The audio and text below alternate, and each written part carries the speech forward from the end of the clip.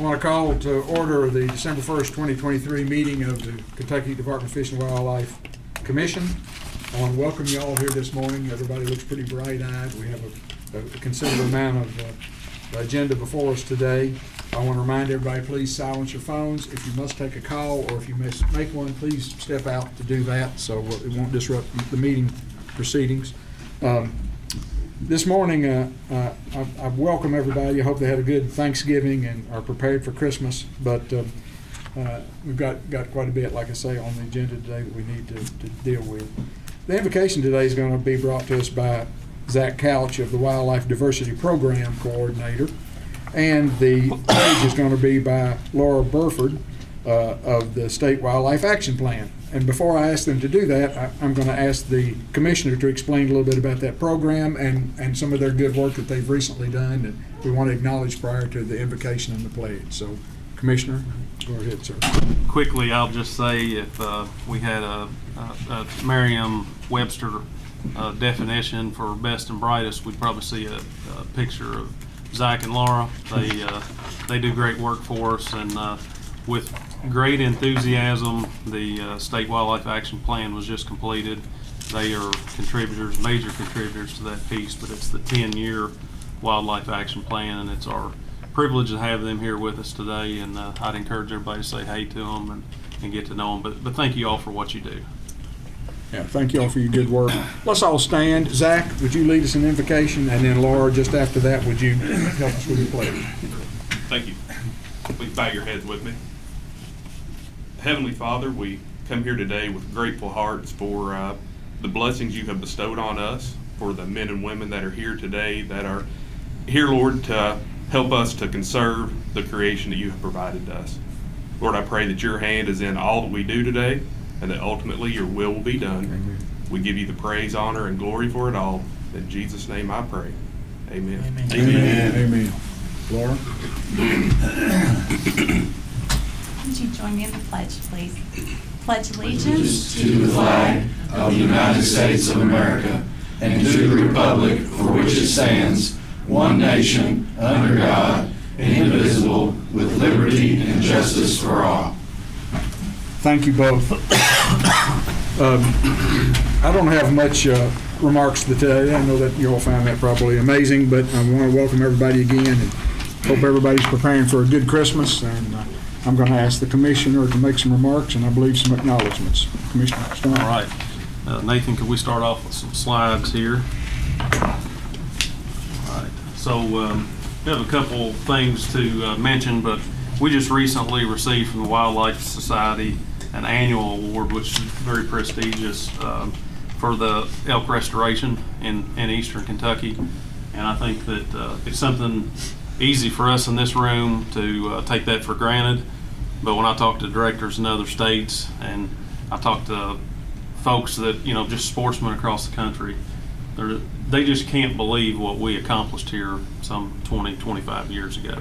And so the Wildlife Society was recently in Louisville, and they gave us their top award. And so big shout out to the Wildlife Division, but just frankly, when you give thanks about this program, we had some people that had some guts, some ingenuity to decide to take this step. And frankly, if we wanted to do it today, it wouldn't be possible with things like chronic wasting disease and other issues that we'd have to deal with. But just awesome stuff. And if you haven't seen an elk in Kentucky, get with us and we'll make that happen. The next, Cody Roden, he's the small game coordinator here for us. And if you see that picture of Cody, that's what he always looks like. He shows his teeth a lot. He's always a smiling face. But he just received the Chuck Kowalewski, I hope I got that right, Leadership Award. And it's, again, a national award, but he is so enthusiastic about conservation, great representative of the department, and somebody I hope you get to see here. And the next, we have a lot of distinguished staff, but just think about this for a second. These folks have put in 30 years with the Kentucky Department of Fish and Wildlife, and again, good stewards, friendly faces, and once you get 30 years of service, you can go home. And these people choose to stay here with us, And so it's exciting to bump into these folks. But Tia Edwards in I&E, Jack Lee in I&E, Rod Middleton in Fisheries, and Wes Maddox. Staff congratulate these folks when you bump into them, because 30 years of service is something that's not replaceable. And we're always excited about what they do. On a few other notes, I want to tell you during deer season, which we've had a successful deer season. I'll let Ben give you some of those facts in terms of harvest. But our law enforcement division, they've been at it.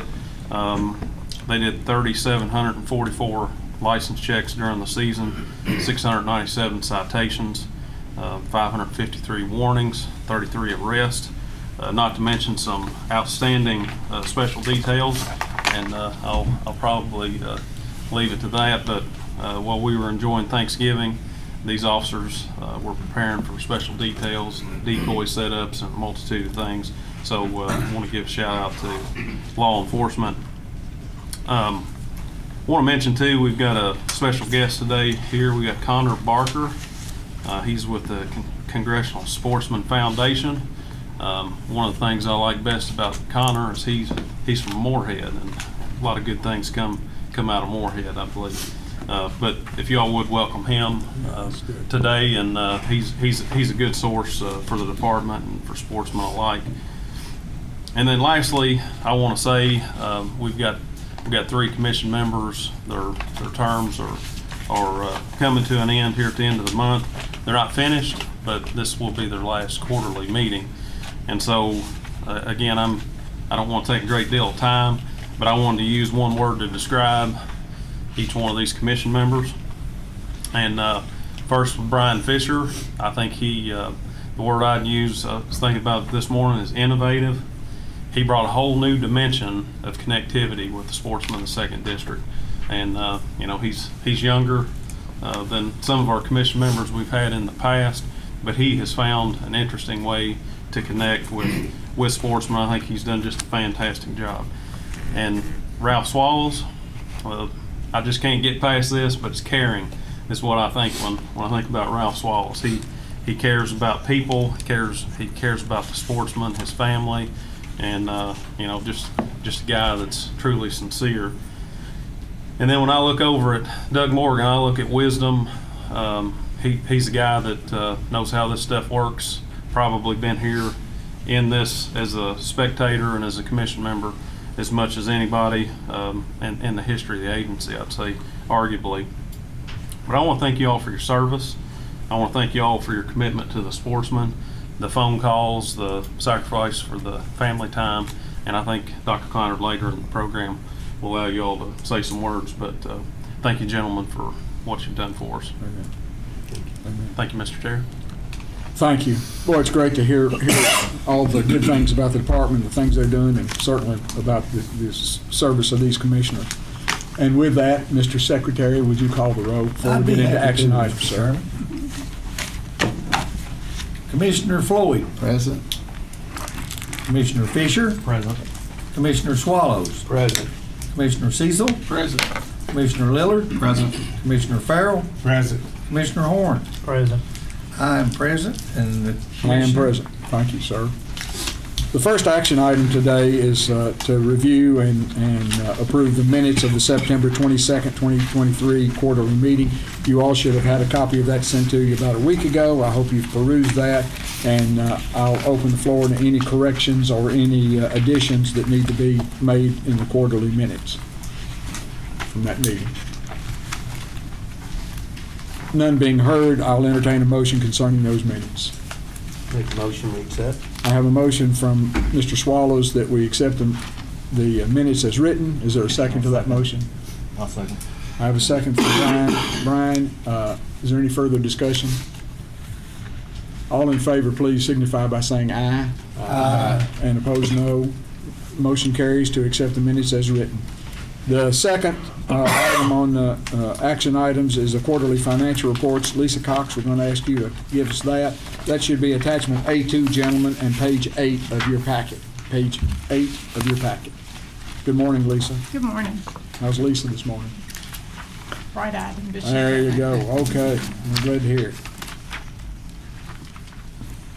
The quarterly financial report is pretty consistent across the last 2 years. If you look at the second page, this is always a downtime for us as far as the actual income. We have a loss, but that's pretty consistent across the years.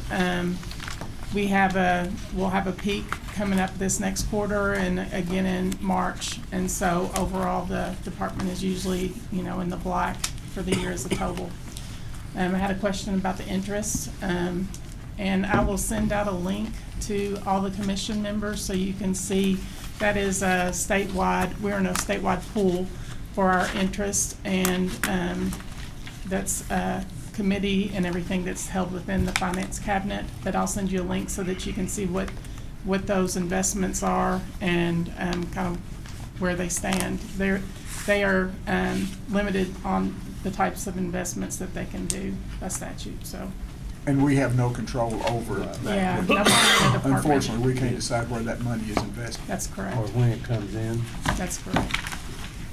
So I will send a link so that you all can have that information.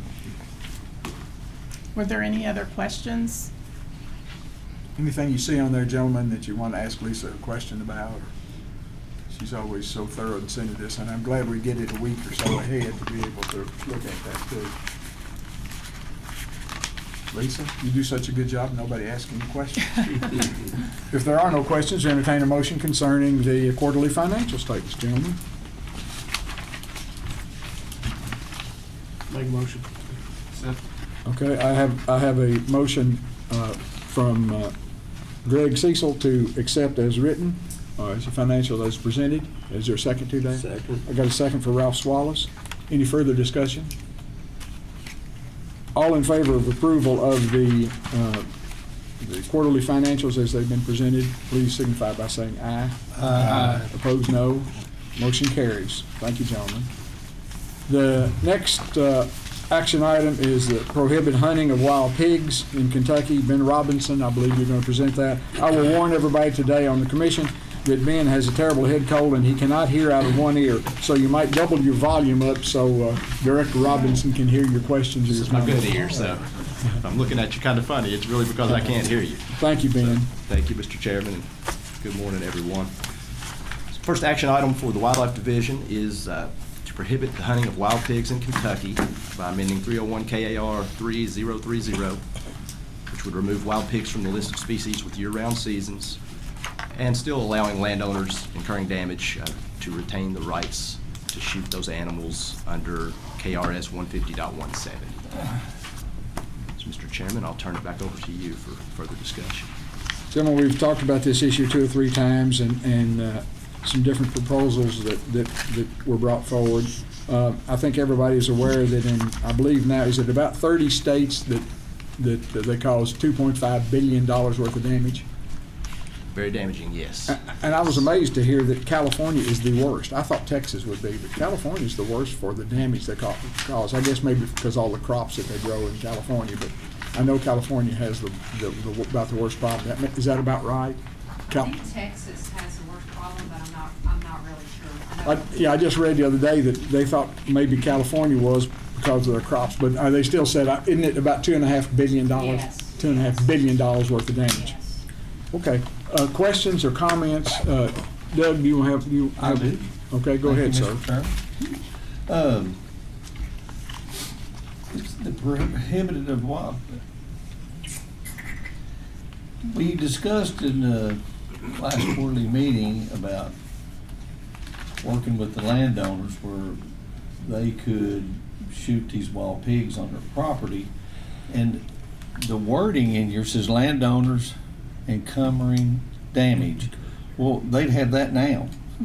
That's not a change, that's just leaving it the way it is.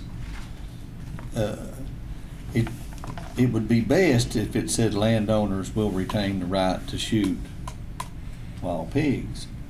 I mean, by definition, you have described these wild pigs as producing an enormous amount of damage.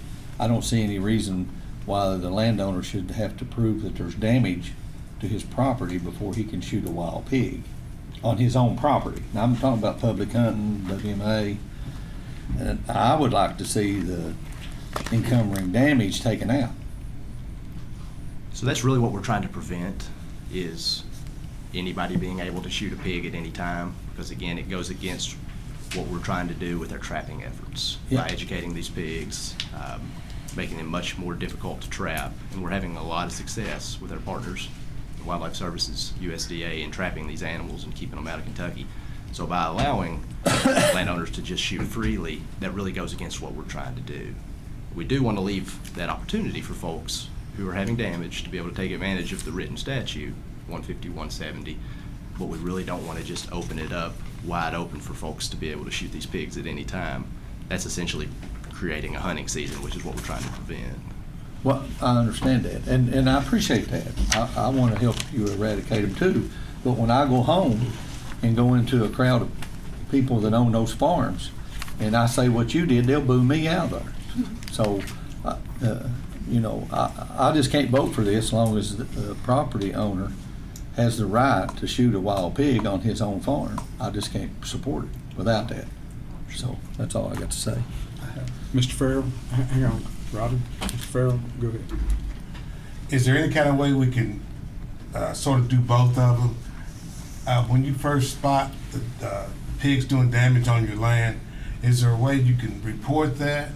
And then if nothing's done within say a 2-week time period, then you have the right to go ahead and take action yourself on your own property? As written, that's how it would be. You would have the option, if you wanted to go ahead and contact a biologist, have the biologist come out, set up traps, try to trap these animals. We would do that. If they were in the act of damage on your property, within statute, you would have the right to go ahead and shoot those animals at that time, if you chose to do that. Again, we would prefer that you contact us so we can come out and try to assist and trap and catch the whole sounder. But you would have that opportunity to do that if that's what you chose to do.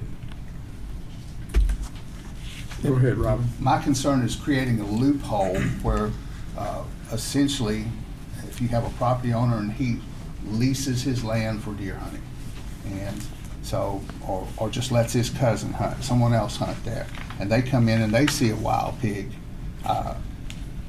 what you're doing is you're actually, that's just like making him a guide to hunt for wild pigs. So my concern is, I don't have a problem with the landowner himself, the person that owns it, shooting hogs on his own property, because I think that'll be minuscule.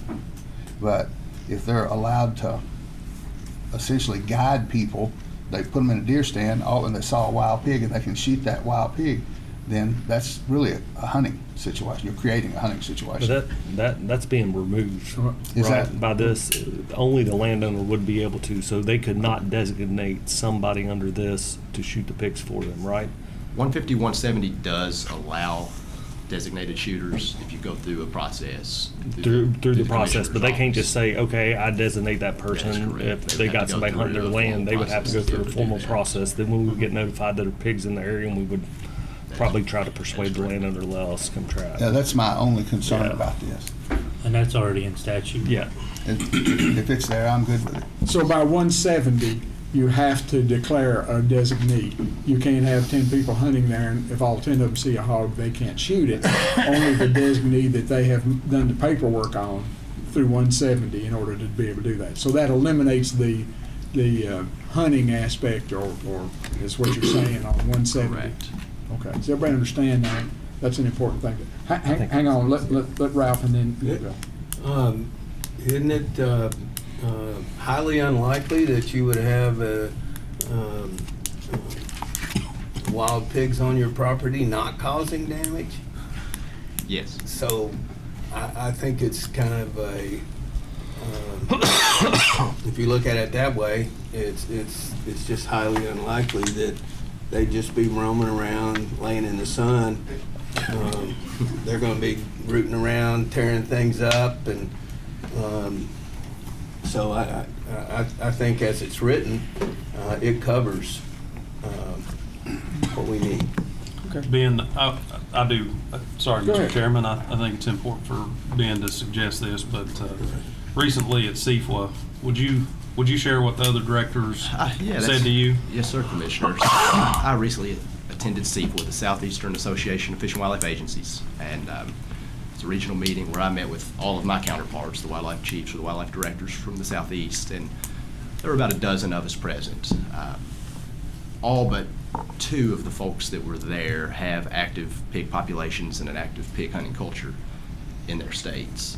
The resounding advice that I got from these folks was, if we can prevent a pig hunting culture from getting established in Kentucky, do anything we can do right now and take any measure we need to take right now to prevent that. Because once you get that culture established, you'll never get it back. And that's when you really start becomes problematic. They thought what we proposed was fantastic and wished that they had the opportunity to do the same thing. And most of those folks that were there spoke up and said their goal is 0 pigs in their state. They know they'll never get there, but that would be their goal. So they thought what we proposed was great and supported it and strongly encouraged us to prevent a hog hunting culture within Kentucky. Go ahead. So of the populations, not just in Kentucky, but the populations throughout the U.S. that are popping up that are not adjacent to a spreading population, do we know kind of statistically where they're coming from? Are they landowners releasing it, outfitters releasing it, people that are leasing land coming in and bringing them in, kind of? If I could defer to Ms. Brunges, she may be able to answer some more specifics. Come up, Ms. on that. Brunges, come up.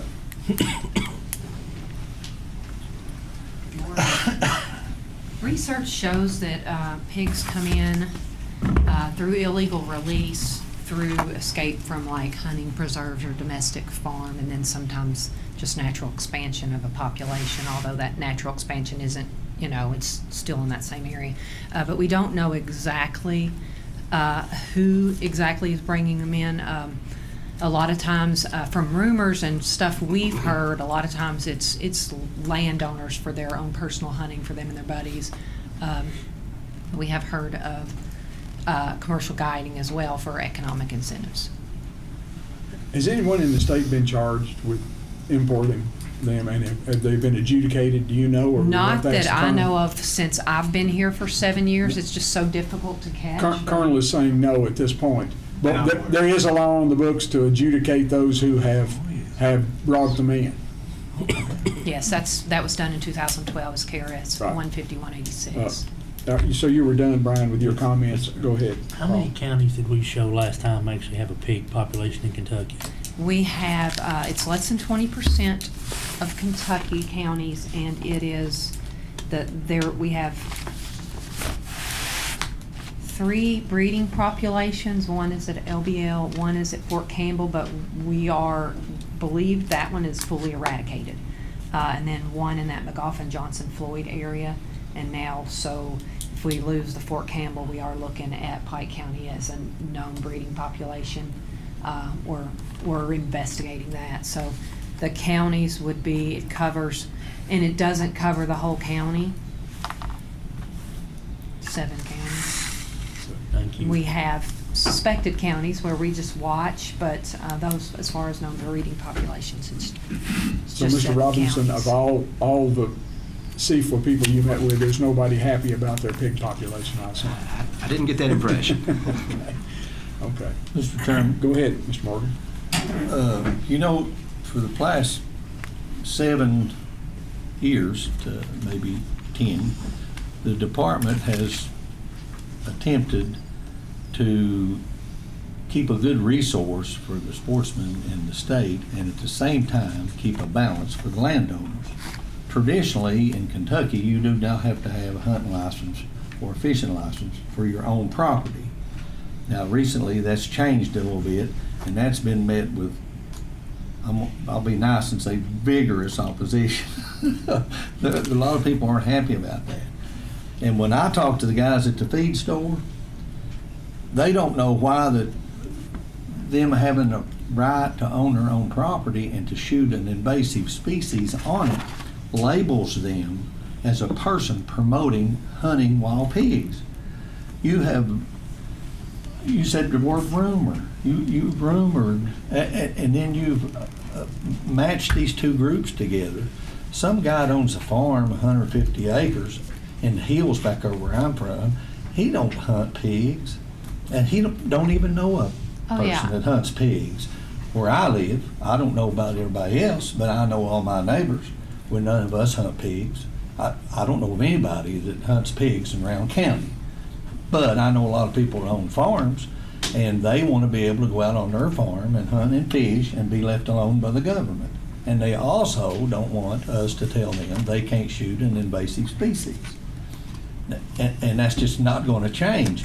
And I can't, and if everything is said here is true, what's wrong with taking out the encumbering damage part of this? There's just two words. Occurring damage. If landowners incurring damage, just take that out, and then the landowners can shoot them when they're on their property. Well, to be able to take advantage of KRS 150-170, we have to leave that language in there because that's the foundation of 150-170. I think Commissioner Swallows made a very good point. If you have pigs on your farm, there's a high likelihood that they're causing damage, which provides the landowner the ability to shoot those pigs. It really, again, goes back to what I said about my CFWA meeting. We do not have a pig hunting culture in Kentucky. This is our opportunity to prevent that, to keep the pig hunting culture out and stay ahead of these things. If we don't do something, and by allowing folks to go out at will and shoot pigs and hunt them, we're going to establish a culture and we're going to lose the battle. So what would be the process if I go home this evening and get on my side-by-side and go across my farm and I see a wild pig? I can't shoot it, so what's the process I do then?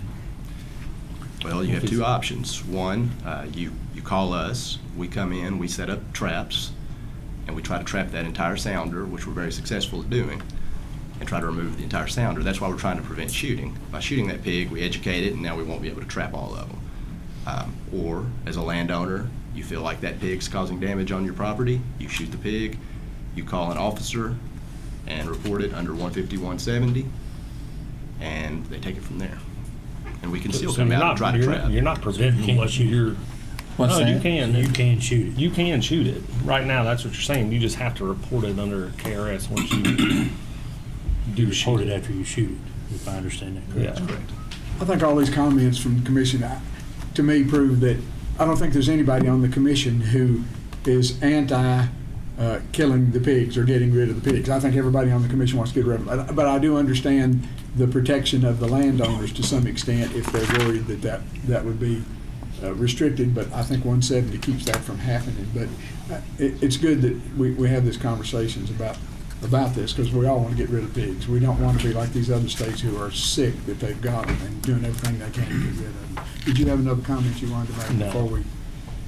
Any further questions? All good conversations about pigs. If there's no further conversation, I'll entertain a motion concerning that. Please state your I'll make a motion. motion that we accept it as written. Okay, I have a motion that we accept as written the request by Wildlife to prohibit hunting of wild pigs in Kentucky. Second. Is there a second to that motion? I have a second from Mr. Cecil. Is there any further discussion? Mr. Secretary, would you take the roll call on that vote? Commissioner Floyd. Aye. Commissioner Fisher. Aye. Commissioner Swallows. Aye. Commissioner Cecil. Aye. Commissioner Lillard. No. Commissioner Farrell. Aye. Commissioner Horn. Aye. I vote nay. Commissioner Chairman. I don't vote. Oh, not I'm to sorry, vote it's not a tie. Okay, go So ahead. what's your count? I got 1, 2, 3, 4, 5, 6 yeses and 2 nos. Then the motion passes by majority. Thank you, gentlemen. The next item on your agenda for action is recommendation for legislative change on commercial guide license authority. I believe Commissioner Jenkins and Jenny Gilbert will present those. Is that correct? Thank you both for being here today. Thank you, Chairman Kleiner. Good morning, Commissioners. So briefly, I'd like to take an opportunity just to kind of explain how we got here and what some of the actions that this board has already taken. I've had a little bit of confusion, I think, amongst some of the commercial guides and some inquiries over the last few months, and really kind of that process. So over a year ago, a group of staff here within the agency came together to look at revamping the commercial guide regulation. Right out of the gate, we noticed there was some low-hanging fruit on some things that we could do as a department and as a board that we could bring recommendations to you all, and then there were some other kind of big picture things that we needed to address. And then through time, at the last 3 meetings, we've brought new business discussion and action on the commercial guide regulation, where we made modifications to the reporting requirements, to the application, and how those commercial guides operate. Also in that, we had a proposal on fee increases. We passed the application change and the requirements for those guides at the last meeting. We tabled the commercial guide fee increase. And so at that last meeting, we discussed the need for an outfitter, and I think an outfitter license. And all of our staff agreed that we need an outfitter license. I believe the board felt that way as well. And ultimately, we lack that authority right now through statute to create that license. And so after the last meeting, I sat down and worked with Commissioner Fisher and Commissioner Horn on what that process might look like for us moving forward. I think we all agree we need to move to that point. We're just not there yet.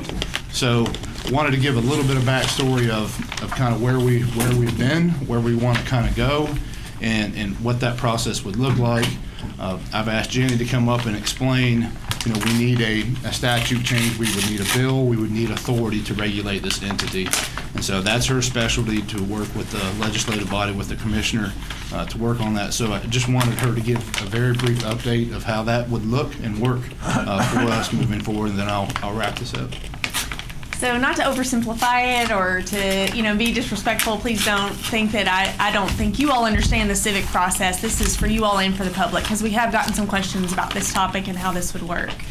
I just wanted you all to be aware. I know there was discussion last time about a letter, actually putting language down on paper.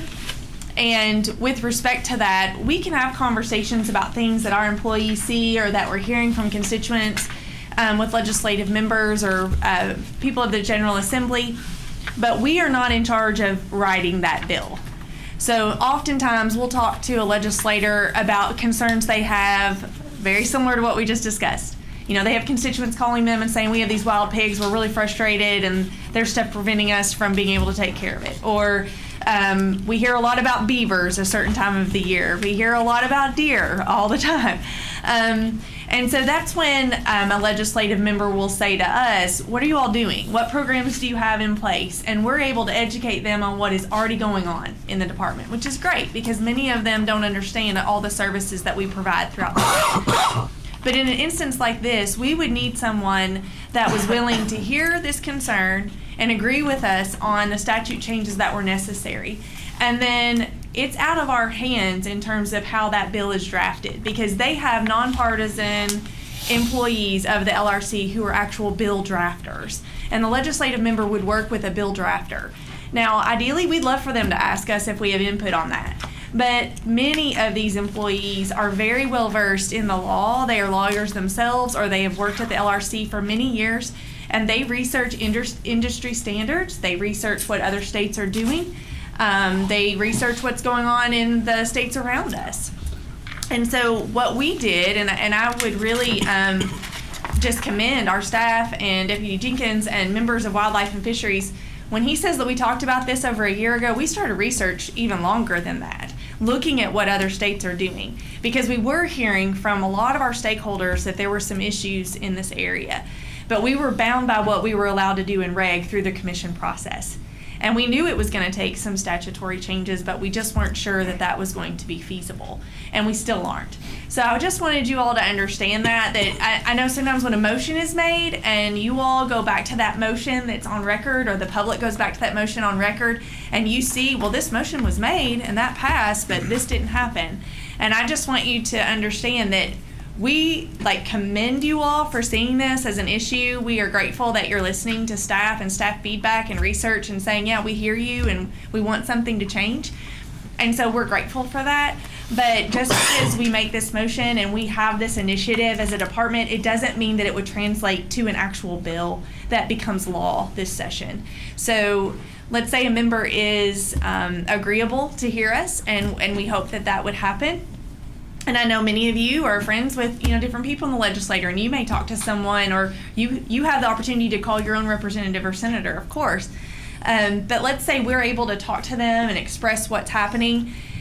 they discuss that with the bill drafter. That language comes out, and as you are probably well aware, that bill could change many times before it actually hits the floor and is voted on as a law. And so I just wanted that to be really clear as you all vote, and the expectation that you have of what the language would look like, and the expectation you have even on us as staff of carrying this initiative out. That we will do our best to communicate that and to stay within the request of the commission, but know that sometimes it is out of our hands, and that legislators can write whatever they want to write. And once they put that on paper, it could take different forms based on the research that they find and the bill drafter recommends from their industry standards. So for us, it would be very basic on our request, essentially the creation of an outfitter license and some very small modifications to the commercial guide license that we have in place. It's a complex process, but what we need is very simple. And if we were able to get that in place and passed in the law, then at that point, we can bring back to the commission recommendations on tiering and fees and all the different structure, things that we've all talked about, things that we all agree to. We're just not there yet because we don't have authority. So, I think at this point, we're looking for your blessing in some form or fashion to seek that and to work with the legislative body to try to get something like this accomplished. And thank both of you for that explanation. And so just to make sure everybody fully understands, this board does not have the authority to establish an outfitter license under KRS right now, and that's what we're ideally trying to seek.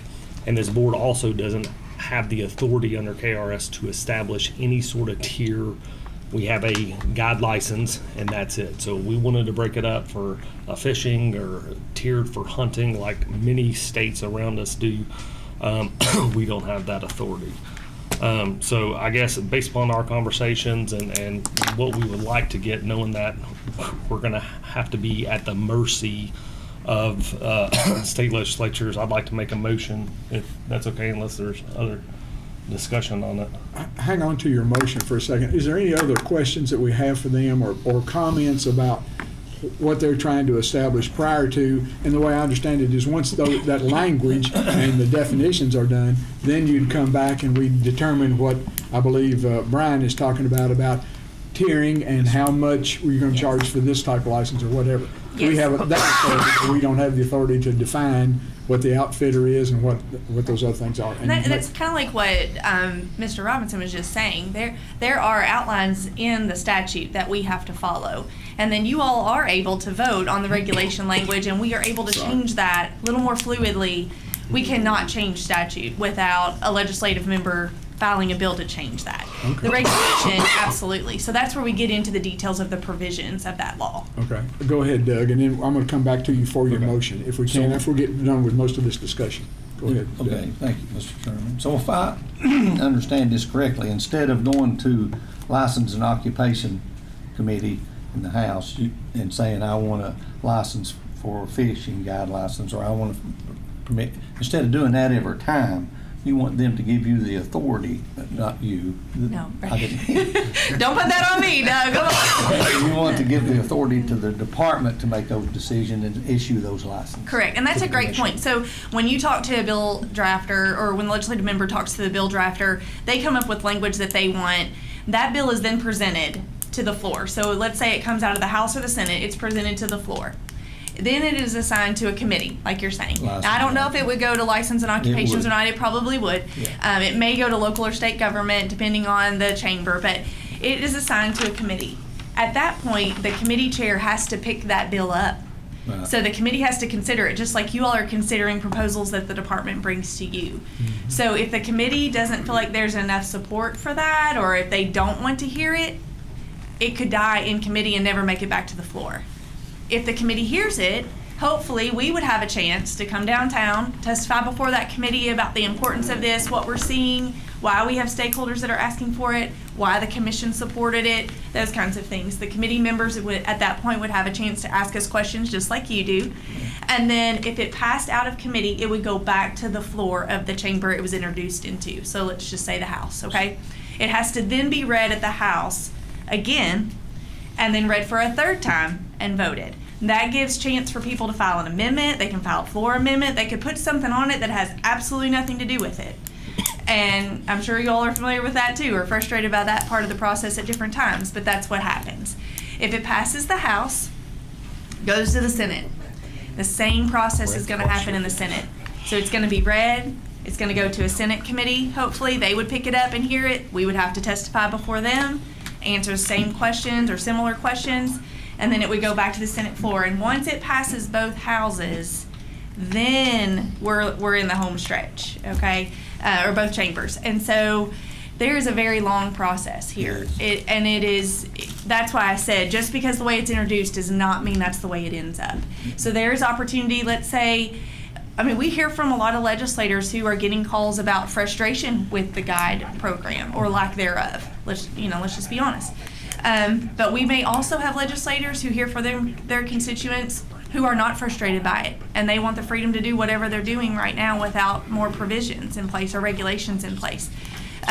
So we have the potential to hear some of that back and forth, and that's okay. We'll handle those questions as they come, but I just wanted you all to be prepared that may be part of the process. So if you look at a definition or some of that conversation we're having, that does not mean that's necessarily the way that it will come across. So actually your task is to convince the state legislature that they're not giving up any authority or responsibility. Actually, they're just relieving themselves of aggravation and trouble and work. Putting it back on us, that's right. Sometimes that's a tough job. Yes, sir. Yes, sir. All right. Yes. I believe the commissioner wanted to ask or make a comment about this issue. Well, simply, we have motivated legislators that want to tackle this. For example, we have one in Commissioner Farrell's district that is very hopeful that he gets the opportunity to do that. And so I have optimism that at least we can get this on paper. And I think if we have a clear explanation, obviously a lot of support, that this is something that's probable and not impossible. Okay. Any other discussion? And if not, I'm going to ask Brian to make whatever motion he was about to make. Okay, Brian. Okay, I'd like to make a motion to direct the Commissioner's Office to present to a legislative member the Commission's desire for statutory change which would create an outfitter license and modify the commercial guide license. Is there a second to that motion? I have a second from Paul Horn. Any further discussion about what you've heard that motion to be? Thank you, Brian, for writing out a motion that you want to make. My goodness, I'm flabbergasted. Do you care to read it again as a final instead of me reading? Okay. Okay, I'm going to read. We have a second. I'm going to read the motion that has been made. I'd like to make a motion to direct the Commissioner's Office to present to the legislative member the Commission's desire for statutory change, which would create an outfitter's license and modify the commercial guide license. Mr. Secretary, call the roll, please. Commissioner Floyd? Aye. Thank you, Brian. Commissioner Fisher? Aye. Commissioner Swallows? Aye. Commissioner Cecil? Aye. Commissioner Lillard? Aye. Commissioner Farrell? Aye. Commissioner Horn? Aye. I vote aye. Motion unanimously carries. Thank you, gentlemen. Next item on action items is on page 2, top of page 2, create a new special agency fundraising permit. Commissioner Clark is going to present that. Gentlemen, that's attachment A4 or page 11 of your packet. A4 or page 11. Commissioner, your floor. Thank you, sir. Good morning.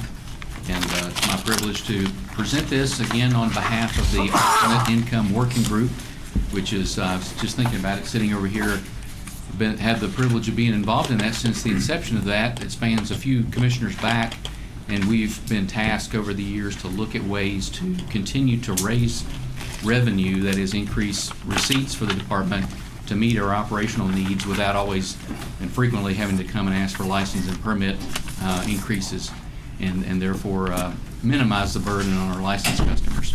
And so this represents an effort, again, to do that with some creativity and some additional opportunity for the end users. And so what we're proposing, as you all know, is to create a new category of a small number of permits, special opportunities that members of our audience, residents and non-residents, could apply for to have those special opportunities. And we would receive receipts from the applications like we do, for example, with the elk hunt drawing.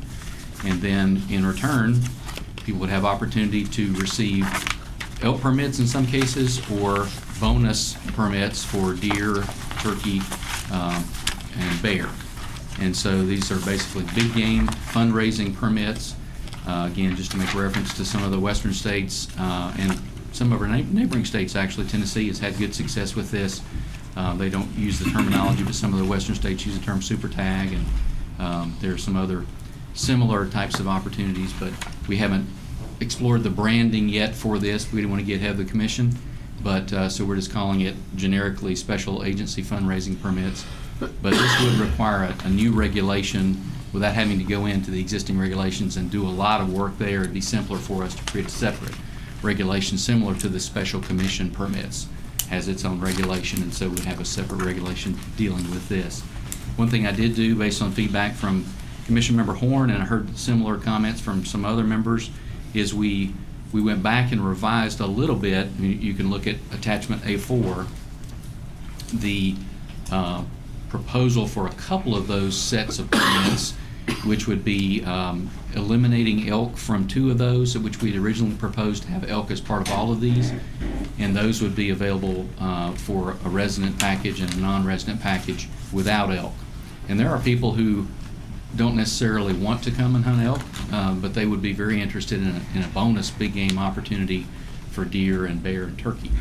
And so there is a little bit of a difference from the previous way we proposed it, and that is reflected in the pricing. You also would see in the second page of that proposal, it's on page 12, which is a slightly reduced entry fee for those permit packages that don't have elk in them.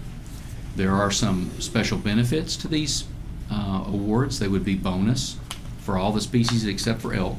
So a person could harvest a second buck, for example, if they won or draw one of these permits, a third wild turkey in the spring, and a bonus bear so that they could harvest through chase or through standard hunting.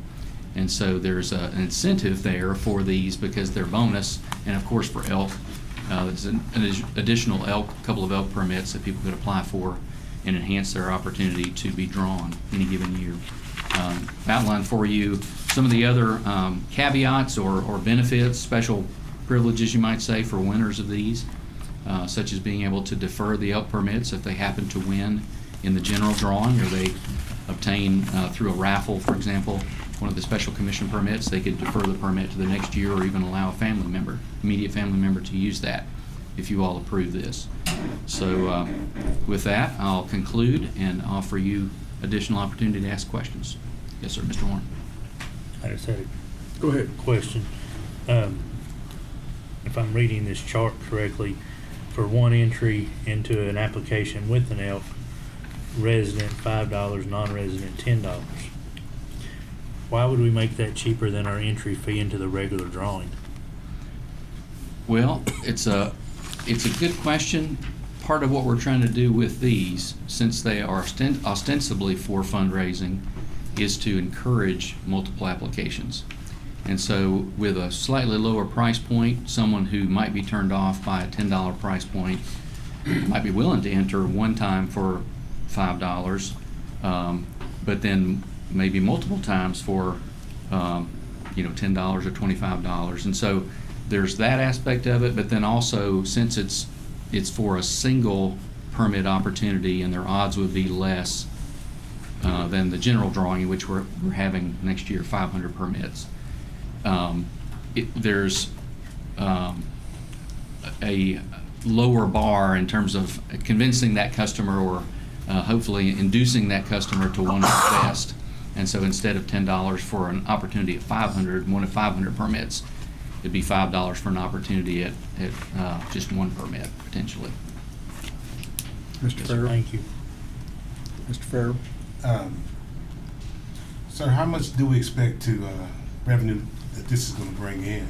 That's an excellent question. And so this would be new for us. I do know some of the western states and Tennessee have had great success. I wouldn't want to give you a monetary figure to present to you an expectation because we really don't know.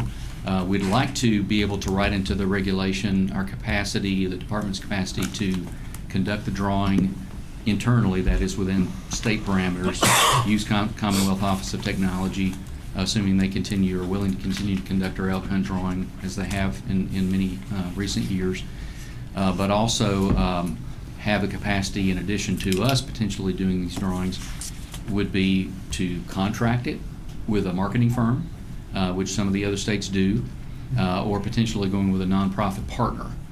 So some nonprofit entity that would be interested in doing this for some revenue sharing, where they have, for example, like a license to be able to do fundraising, charitable gaming, and then do a raffle, for example, like some of the foundations and nonprofit partners who receive special commission permits do.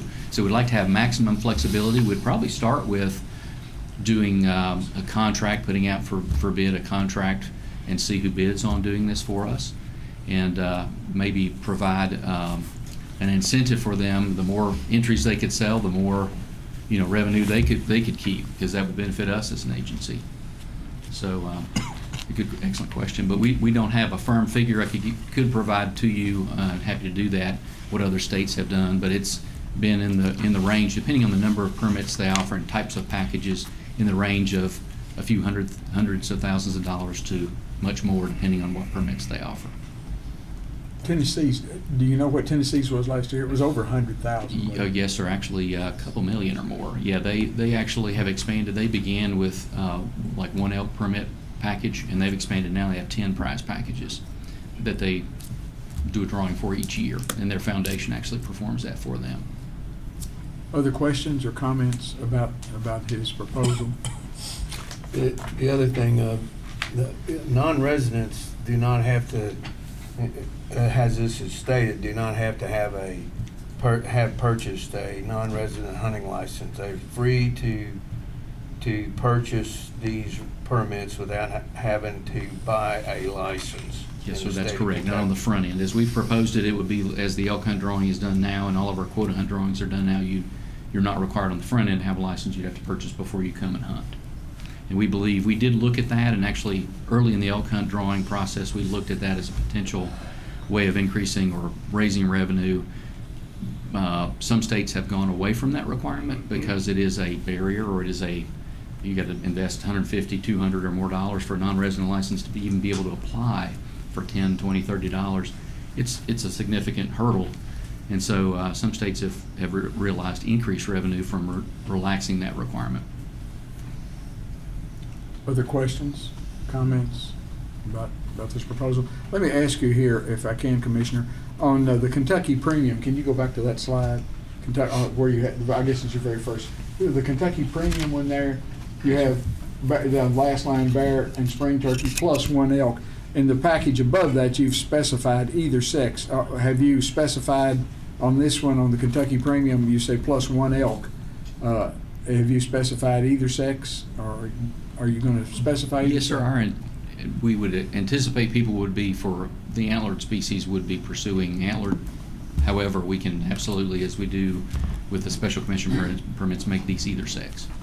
Well, I think just for clarity, for someone wanting to buy the tag, they're going to say, I don't want to shoot a cow, but I'd like to shoot. So if you place your language here on the premium big game package to say one elk of either sex, like you've specified in the Kentucky elk prize package above that, you've said either sex there, but it's not specified in the second one. We can absolutely, and would, it's a good call out, we would in the regulation specify. Just for the clarity, if somebody's saying, I'd really like to buy that package, but they're probably going to say, I'm going to shoot a cow when I get there. Yes, so I believe I'd just clean up that, maybe to specify.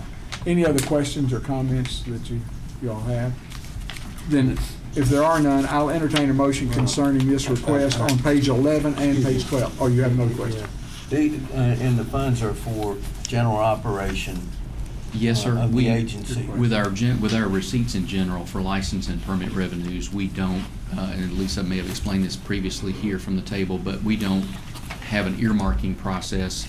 It's just sort of the way the state budgeting and expenditure normal process goes for states. Is not to say if we had a donation from an outside entity that couldn't be specified for something. We do that sometimes with a foundation, for example. They donate receipts from their fundraising efforts for camp improvements, for example. They're designated to particular things, but it would be handled differently than direct revenue to us. So this would be, yes, it'd be coming to the Fish and Game Fund, and then we'd use it to help meet our operational needs. Yeah, and the general driving force here is to help us not have to increase license fees for our sportsmen and hunters in this state. Yes, sir. This would be a voluntary way of how folks that want to participate in this can invest with a special opportunity at the end of the tunnel, light at the end of the tunnel. But it's, yes, sir, it wouldn't be a mandatory thing. If they want to hunt or fish, obviously this is voluntary. And when was the last time we raised our license fees? We had increases in 2018 and 2019, I believe, the most recent. It's been several years. Thank you. Thank you. So I'll entertain a motion concerning this request from the Deputy Commissioner concerning what's written on page 11 and 12 of your packet. You make a motion to accept as written page 11 and 12 of his With the correction of yours, I Yeah. think that's valid. We need to specify. Yeah, I make a motion that we do it as written with the exception of specifying either sex underneath that one. Okay. Is there a second to that motion? Jerry Farrell seconds that motion. Thank you, Mr. Dixon. Is there any further discussion about that? So you understand that the motion is to accept as written on page 11 and 12 of your packet, the request from Deputy Commissioner Clark, with the exception of clarifying on the Kentucky Premium Big Game Permit Package that it's an elk of either sex. Mr. Secretary? Yes, Mr. Would you Chairman. care to call the roll, sir? I'd love to. I appreciate you. Thank you for doing so. Commissioner Floyd.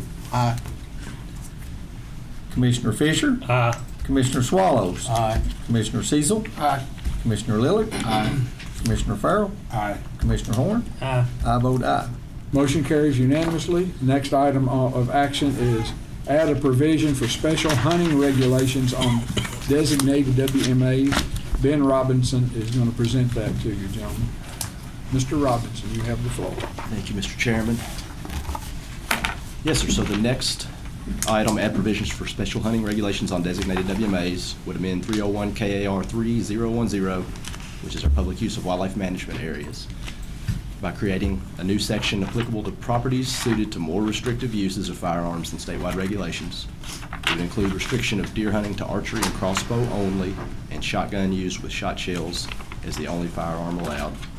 It would allow air rifle calibers for small game, 177 to 25 caliber, and prohibit target shooting with rimfire or centerfire rifles or single projectile shotgun ammunition. So in a sense, what this is, moving forward, as we have opportunities at land acquisitions, sometimes we have smaller parcels, areas that maybe are in densely populated areas, have homes nearby, areas that provide good opportunity for our users, but maybe are not the most well-suited for statewide regulations. So this would allow us to go ahead and acquire that property and then be able to apply this framework, this regulation framework, immediately to that property and get it opened up.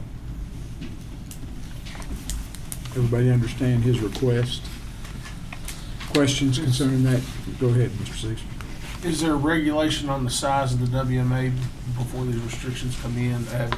Have we set a parameter of We have so many acres we're going to institute this, or? We have not. We would really prefer it to be a little more case by case, just to give us that flexibility, because it's hard to predict what situation we're going to be in, whether it's population center, whether it's homes, whether it's near city limits, things like that. So we'd rather just leave it a little more open-ended to give us that flexibility.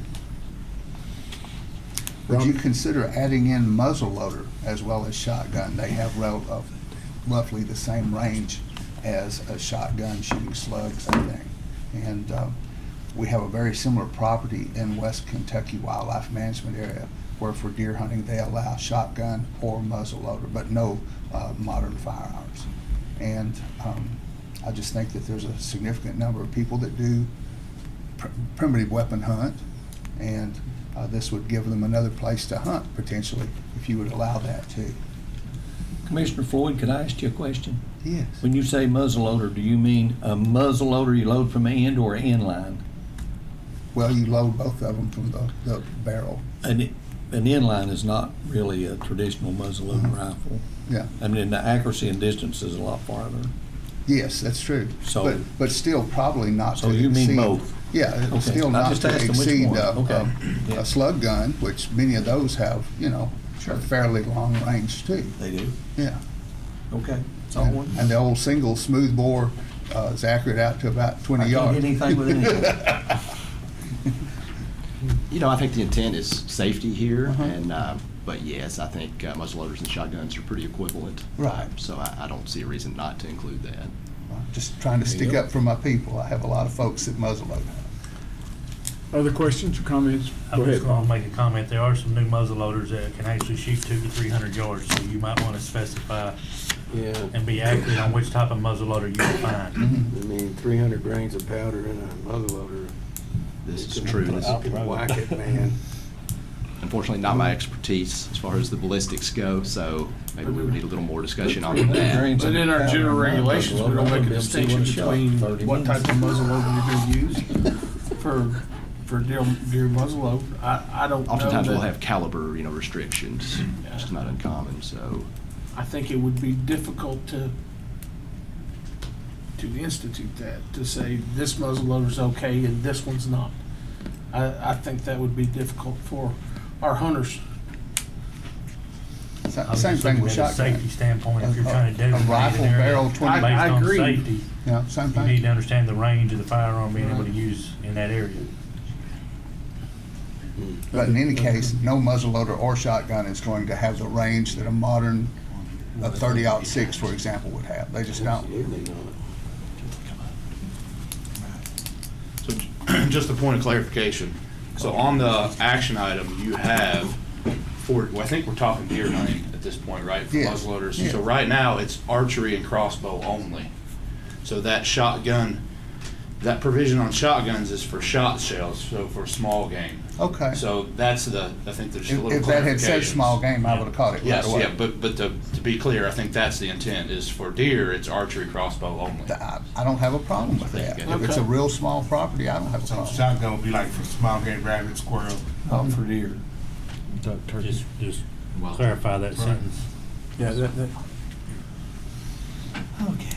I see it now. Mr. Chairman, I make a motion to accept as written. Bless you, Brad. And as written, in what place that you want to say? On the agenda. Okay, on the agenda.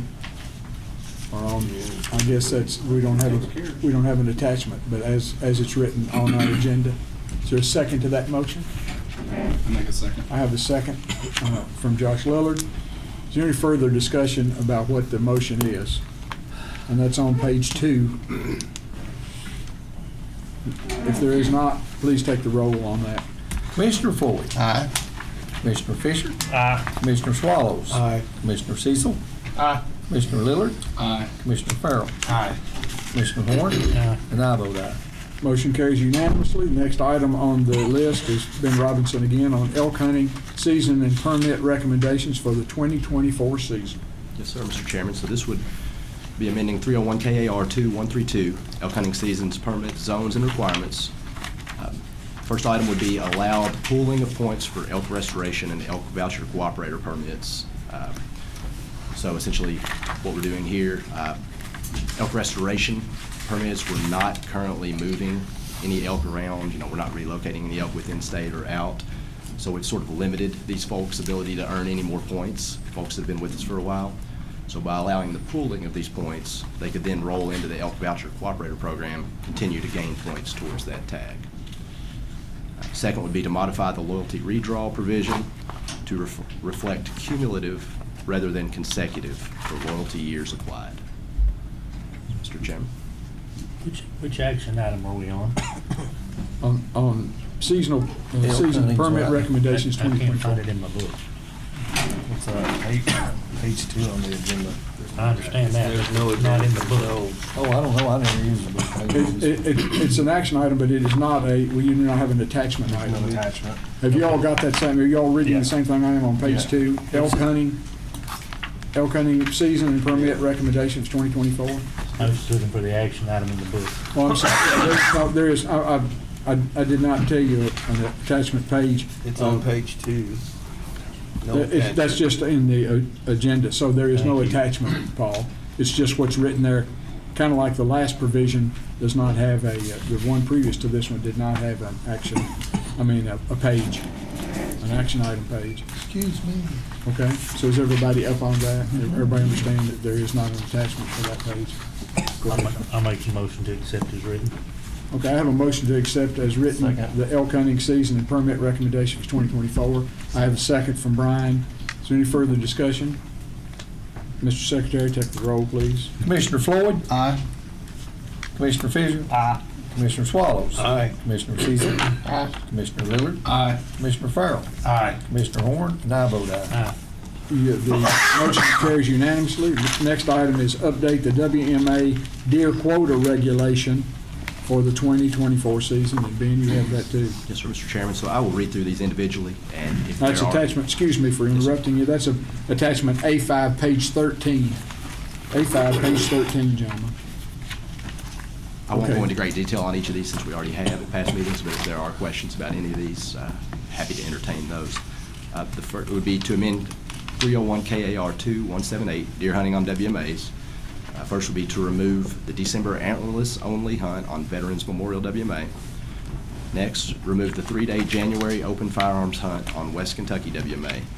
3, clarify language to state that a quota hunt participant shall be given 1 preference point for each antlerless deer instead of each female deer on Ballard, Clay, Taylorsville Lake, and Veterans Memorial WMA. And then remove the outdated reference to 1 bonus deer quota hunt permit for a quota hunt applicant due to historic changes in the Commission's handling of special commission permits. And last, allowing hunters to plainly label portable deer stands with the hunter's customer identification number. Mr. Chairman? As it is now, they have to put their name, address, telephone number, and you all want to modify it just to using their hunting license number on there as an identifier. This was a law enforcement edition, but I believe that is accurate, yes. Is that correct, Colonel? Yes, sir. Thank you, sir. I guess, is that designed to help protect that person's telephone number and address and who they are? And you all will know who they are, but I wouldn't know who they were. Yes, sir, that is correct. Thank you.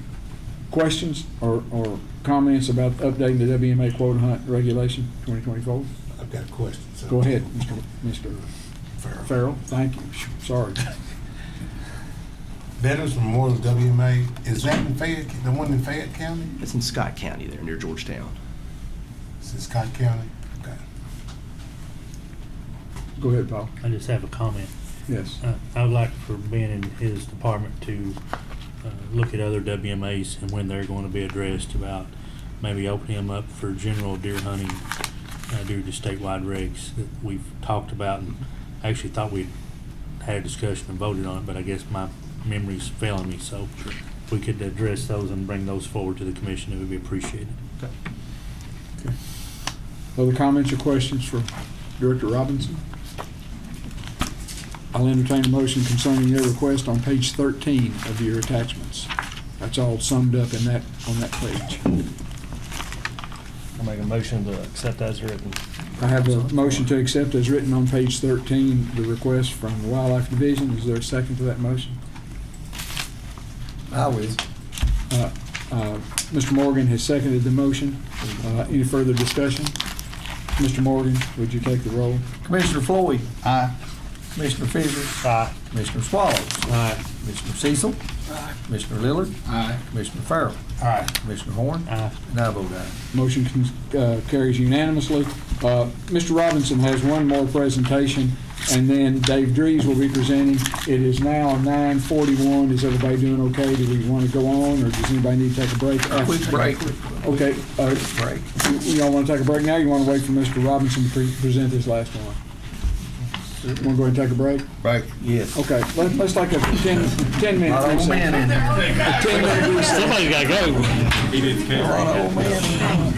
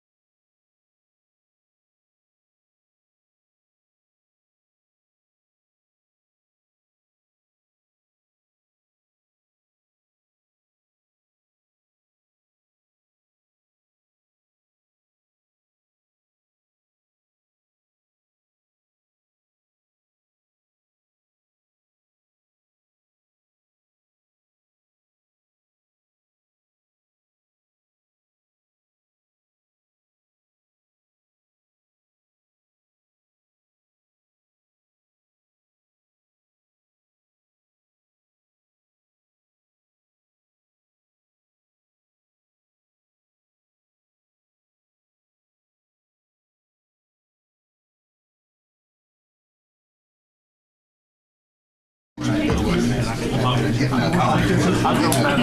it, out of state, the son or something. That's a big deal. Thank you. For a while.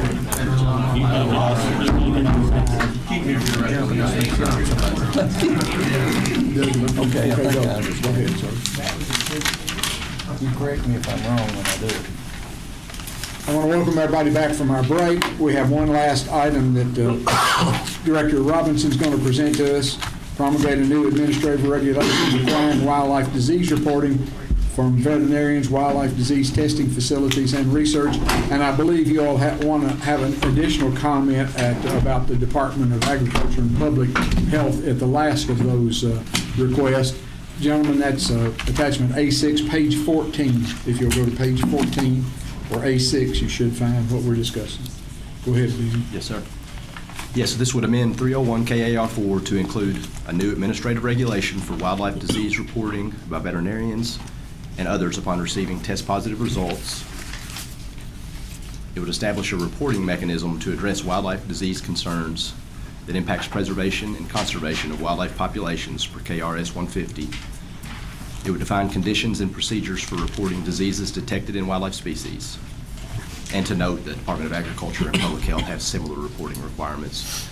And I'd like to call Dr. Casey up to join me as well, because I believe there was one other bulleted item that we discussed at the last meeting that did not make it on this agenda, so we want to make sure that you hear that as well. Okay.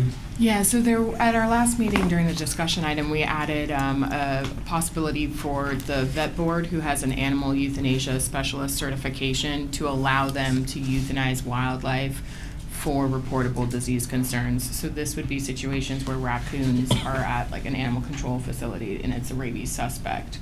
And it would allow them, because currently there's no other mechanism for them to euthanize wildlife for reportable diseases. So we would be working with the vet board who regulates euthanasia. They have a specific certification that requires training, and they would be allowed. So it would be just one specific certification for animal control officers. They would have to have that in order to euthanize wildlife specifically for reportable diseases. So that's like your rabies concerns or distemper. I'm sorry, but I missed the point. What triggers them to have to euthanize them?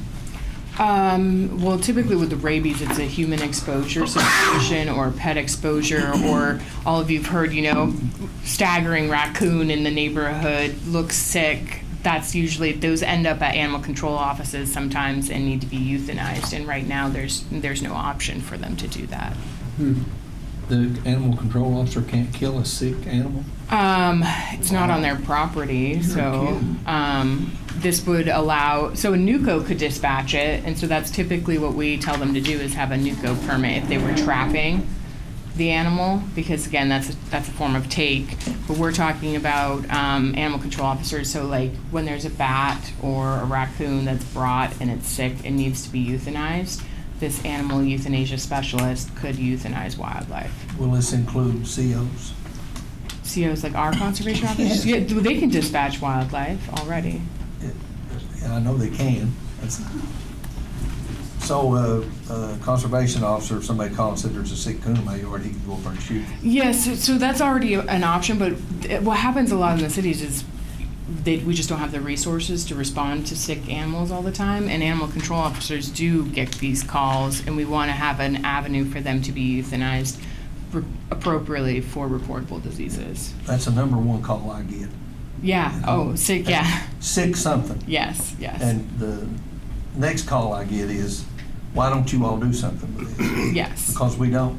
Yes, and we don't have the resources, and a lot of the times we refer them to NUCOs who do have the ability to dispatch wildlife. Unfortunately, there's nowhere in reg that allows an animal control officer, and this would be someone who specifically has this certification through the vet board to euthanize animals and allow them to do that for wildlife. So we're going to encourage the animal control officers to do that. Give them the ability to. I think that's also on the municipality and whether they want to be involved with that. I think a lot of them do want to provide that service for their community, but obviously that's additional resources and continued conversations. So. Okay. Doctor, do you also want to expound on this Department of Agriculture and Public Health addition here, or do you want to go into any detail about that on this request?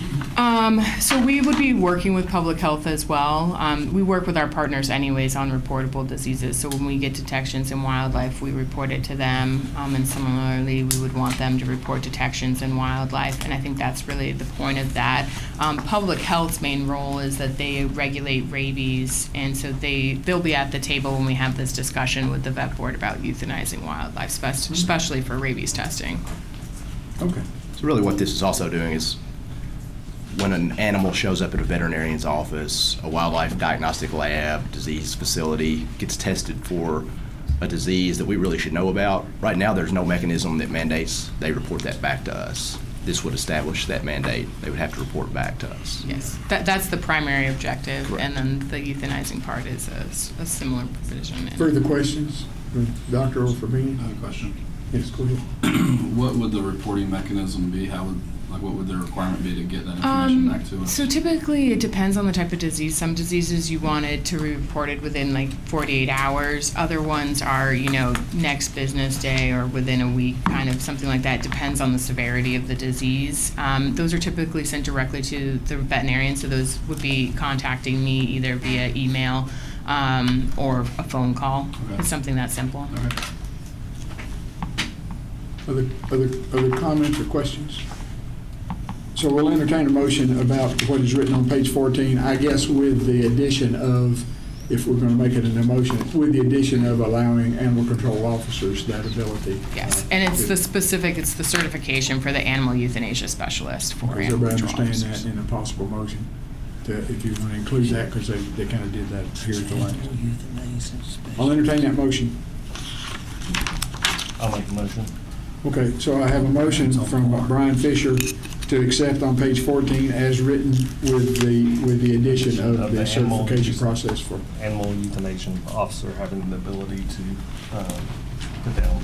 Okay, is there a second to that motion? Second. I have a second from Mr. Cecil. Any further discussion about that motion? I do have one. Okay. Is that certification, is that something that they get from us? No, that's the vet board. So the Kentucky Veterinary Board of Examiners, they regulate euthanasia, and they've created a specific certification called an animal euthanasia specialist that is specific for animal control officers. So it wouldn't be just any animal control officer euthanizing wildlife. It would be someone who has this certification. Thank you. Any further discussion? Mr. Secretary. Commissioner Floyd. Aye. Commissioner Fisher. Aye. Commissioner Swallows. Aye. Commissioner Cecil. Aye. Commissioner Lillard. Aye. Commissioner Farrell. Aye. Commissioner Horn. Aye. I vote aye. Motion carries unanimously. I believe that sums up for the time being at least. Thank you, Doctor, and Mr. Robinson. The next is Dave Drews, modify regulations for commercial trot lines. Mr. Drews, Merry Christmas. Merry Christmas. Good to be with you all today. Same here. So the first action item for fisheries is the amend 301 KAR 1146, and that's our commercial fishing gear regulation. Page 15. And so the three modifications we're proposing is to impose that commercial trot lines must be tagged at both ends and at least every 100 feet. The second provision is the maximum length being reduced from 6,000 to 1,000 feet. And the third provision is to commercial trot lines must be set at least 3 feet under the surface. I think we've discussed that before. Yeah, I was just going to say I'll make a motion to accept. Okay. I have a motion to accept as written on page 15. Is that right, Brian? Yes. What Fisheries Division has proposed. And I have a second from Ralph Wallace.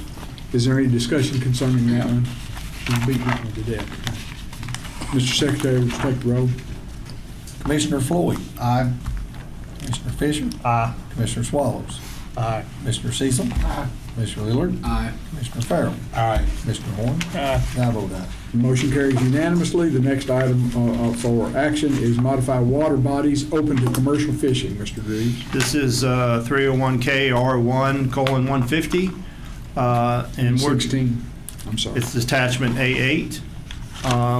We're simply proposing to establish a new upper boundary for commercial fishing on Lake Cumberland.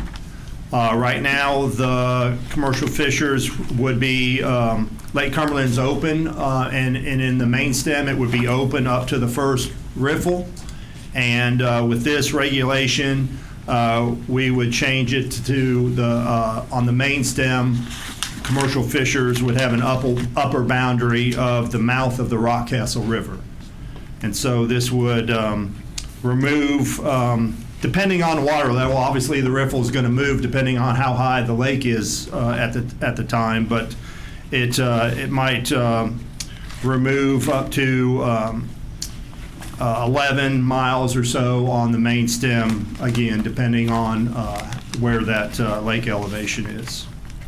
And we're just doing this because of user conflicts with trot lines in this narrower upper regions of the Cumberland River main stem on Lake Cumberland. Questions? Do you have an idea how many commercial fishermen this will impact? I have commercial fishing numbers, and I didn't bring with me that document. I think I had it at the last meeting. Yes, you did. I don't have it with me, Okay. but we can certainly look that up. Have you had any resistance from anybody about this Lake Cumberland edition? No, I have not heard any. I certainly have. On Lake Cumberland? Yes. No kidding. I have not received it. It's a personal friend that guides on Lake Oh, Cumberland. okay. He's not from my district, but he has significant concerns that this will negatively impact his guiding service.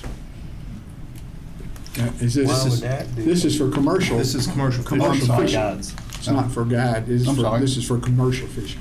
Maybe I misunderstood. Anyway. I got you. Other comments? What would be the pleasure of the commission concerning page 16, attachment A8? I'll make a motion to accept as written. I have a motion to accept as written by Brian. Second. Seconded by Ralph. Is there any further discussion concerning that? Mr. Secretary. Who made the motion? I'm sorry, Brian, and was seconded by Mr. Swallows. I got it. Okay. Commissioner Floyd? Aye. Commissioner Fisher? Aye. Commissioner Swallows? Aye. Commissioner Cecil? Aye. Commissioner Lillard? Aye. Commissioner Farrell? Aye. Commissioner Horn? Aye. And I vote aye. Motion carries unanimously. The next action item is on attachment A9, that's page 17, modify special regulations for bass at Grayson Lake, and eliminate minimum size limit on channel cats in many public waters. Go ahead, Mr. Greaves. This is attachment A9. It's 301 KAR 1201, and that's our taking fish by traditional fishing methods regulation.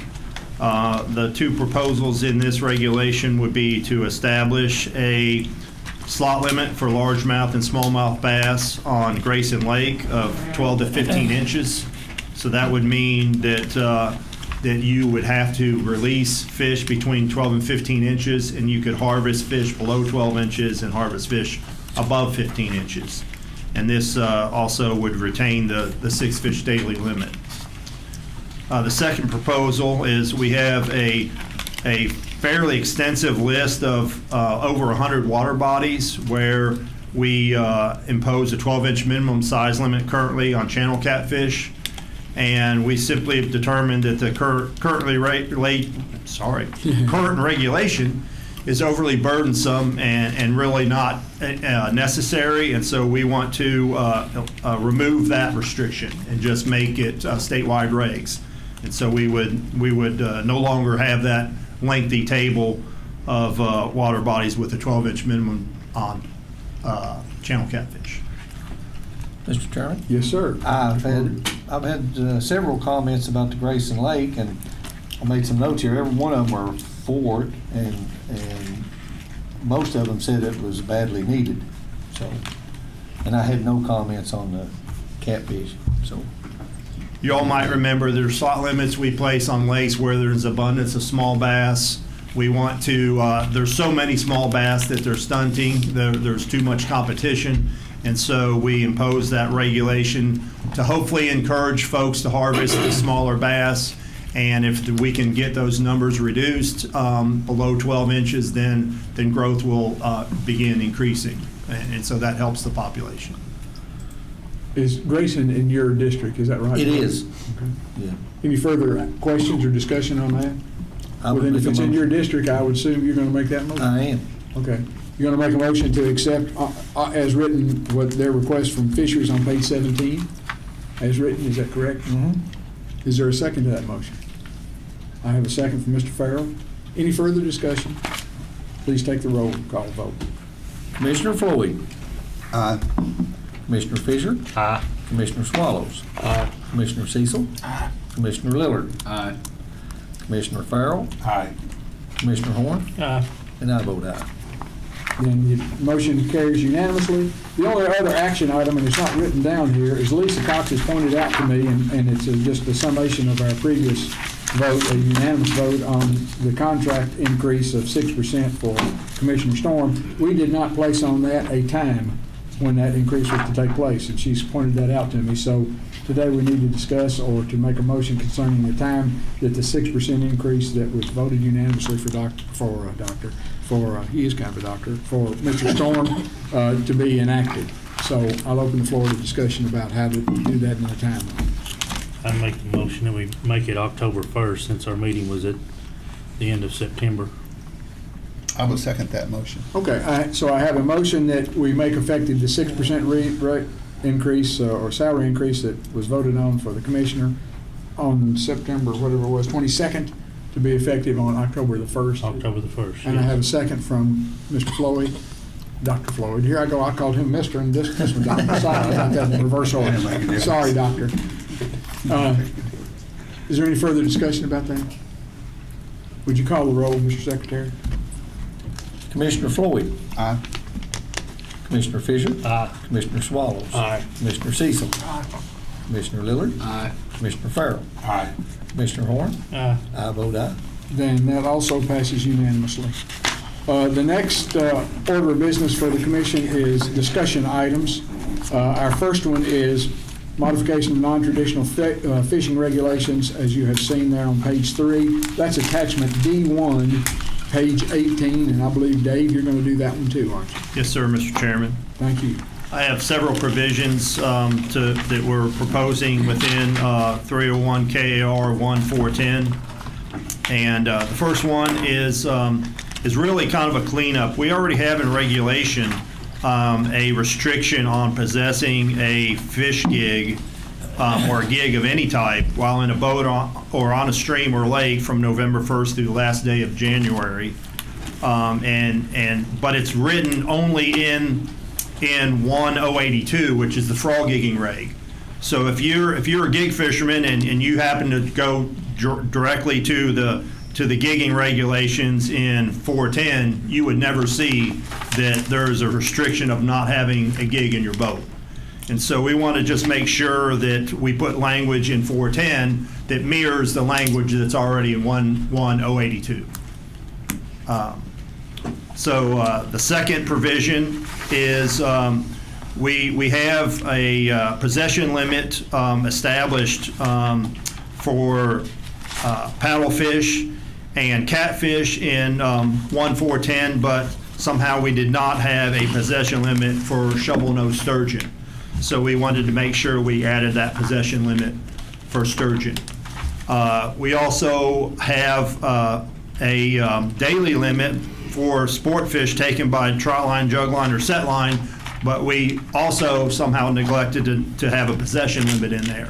And so in both cases, we would make the possession limit 2 times the daily limit, which is pretty much standard for all of our possession limits. The next provision that we were proposing is to require that sport fishing trot lines are tagged at both ends with the angler's customer identification number. And this will aid law enforcement.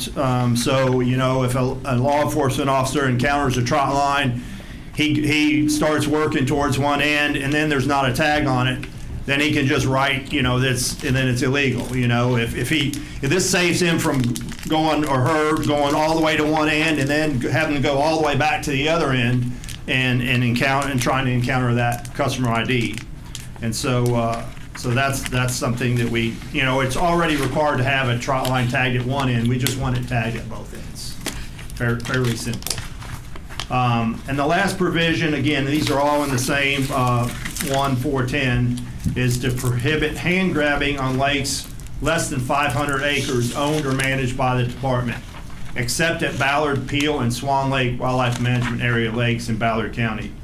So this language, we want to eliminate the hand grabbing because we just feel like it's incompatible on our small lakes. A lot of these are stocked with channel catfish, and we want to allow traditional fishing methods and disallow the hand grabbing.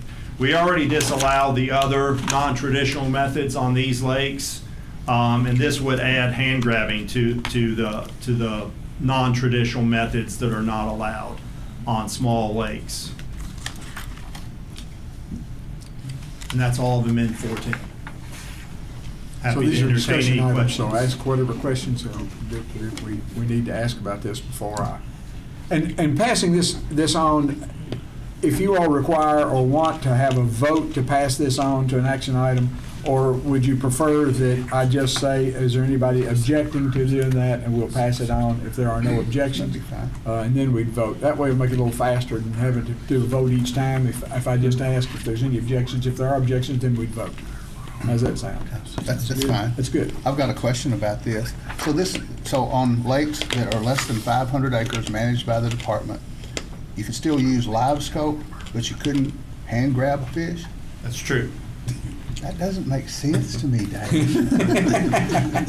I mean, I know I'm a country guy, Yeah. but that doesn't make sense. Well, hand grabbing is specific to catfish, so they're fairly vulnerable. Or whatever you pull out. Yeah. Hopefully it's just a catfish, nothing else.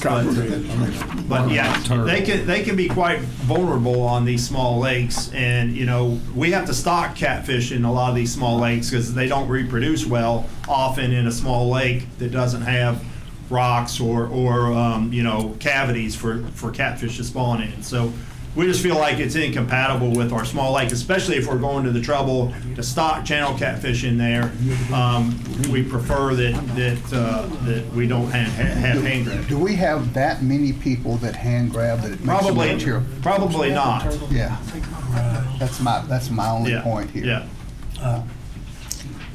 Maybe I missed it, but why the exceptions for Ballard, Peel, and Swan Lake?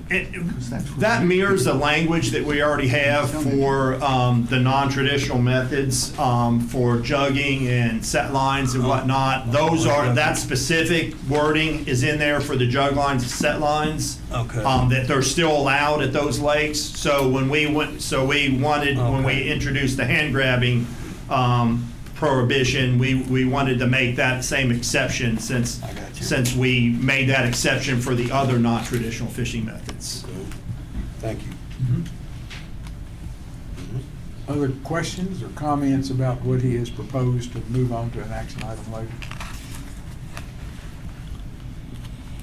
I love it when y'all do these things in blue, the big changes you want. I think that's really helpful to the commission members to see the changes you want. Any other comments? Then if there are no objections, if I hear no objections, we'll pass this on as an action item. If there are no objections, it's passed on. Thank you. Thank you, gentlemen. The next item up, let's see, I'll make sure I've got it here because I had to move over. Next item is attachment D2 on page 20. Yep. Thank you. And this was a proposal to amend 301 KR 1201. Again, this is the traditional fishing methods regulation. This was a proposal to create a seasonal no boat fishing zone in oxygen injection area on Lake Cumberland. And this may be the call that Dr. Floyd had received. And actually, I'm asking to table this item. I've been in discussions with the Corps of Engineers, with TVA and TWRA, where they have this oxygen injection system on lakes in Tennessee. And there's some question about some lakes they need a no boat fishing zone, other ones they don't. And really, they let the fish tell them. where it was needed or where it was not. And so we're really not going to know the impact of this thing until it's operational. So I think in the best of in the case of not being overly burdensome, without really knowing that it will be necessary, I would like to table this and see how it goes once it's operational. So really, I'm not asking for any change at this time. Okay. Yes, sir. Thank you. Go ahead.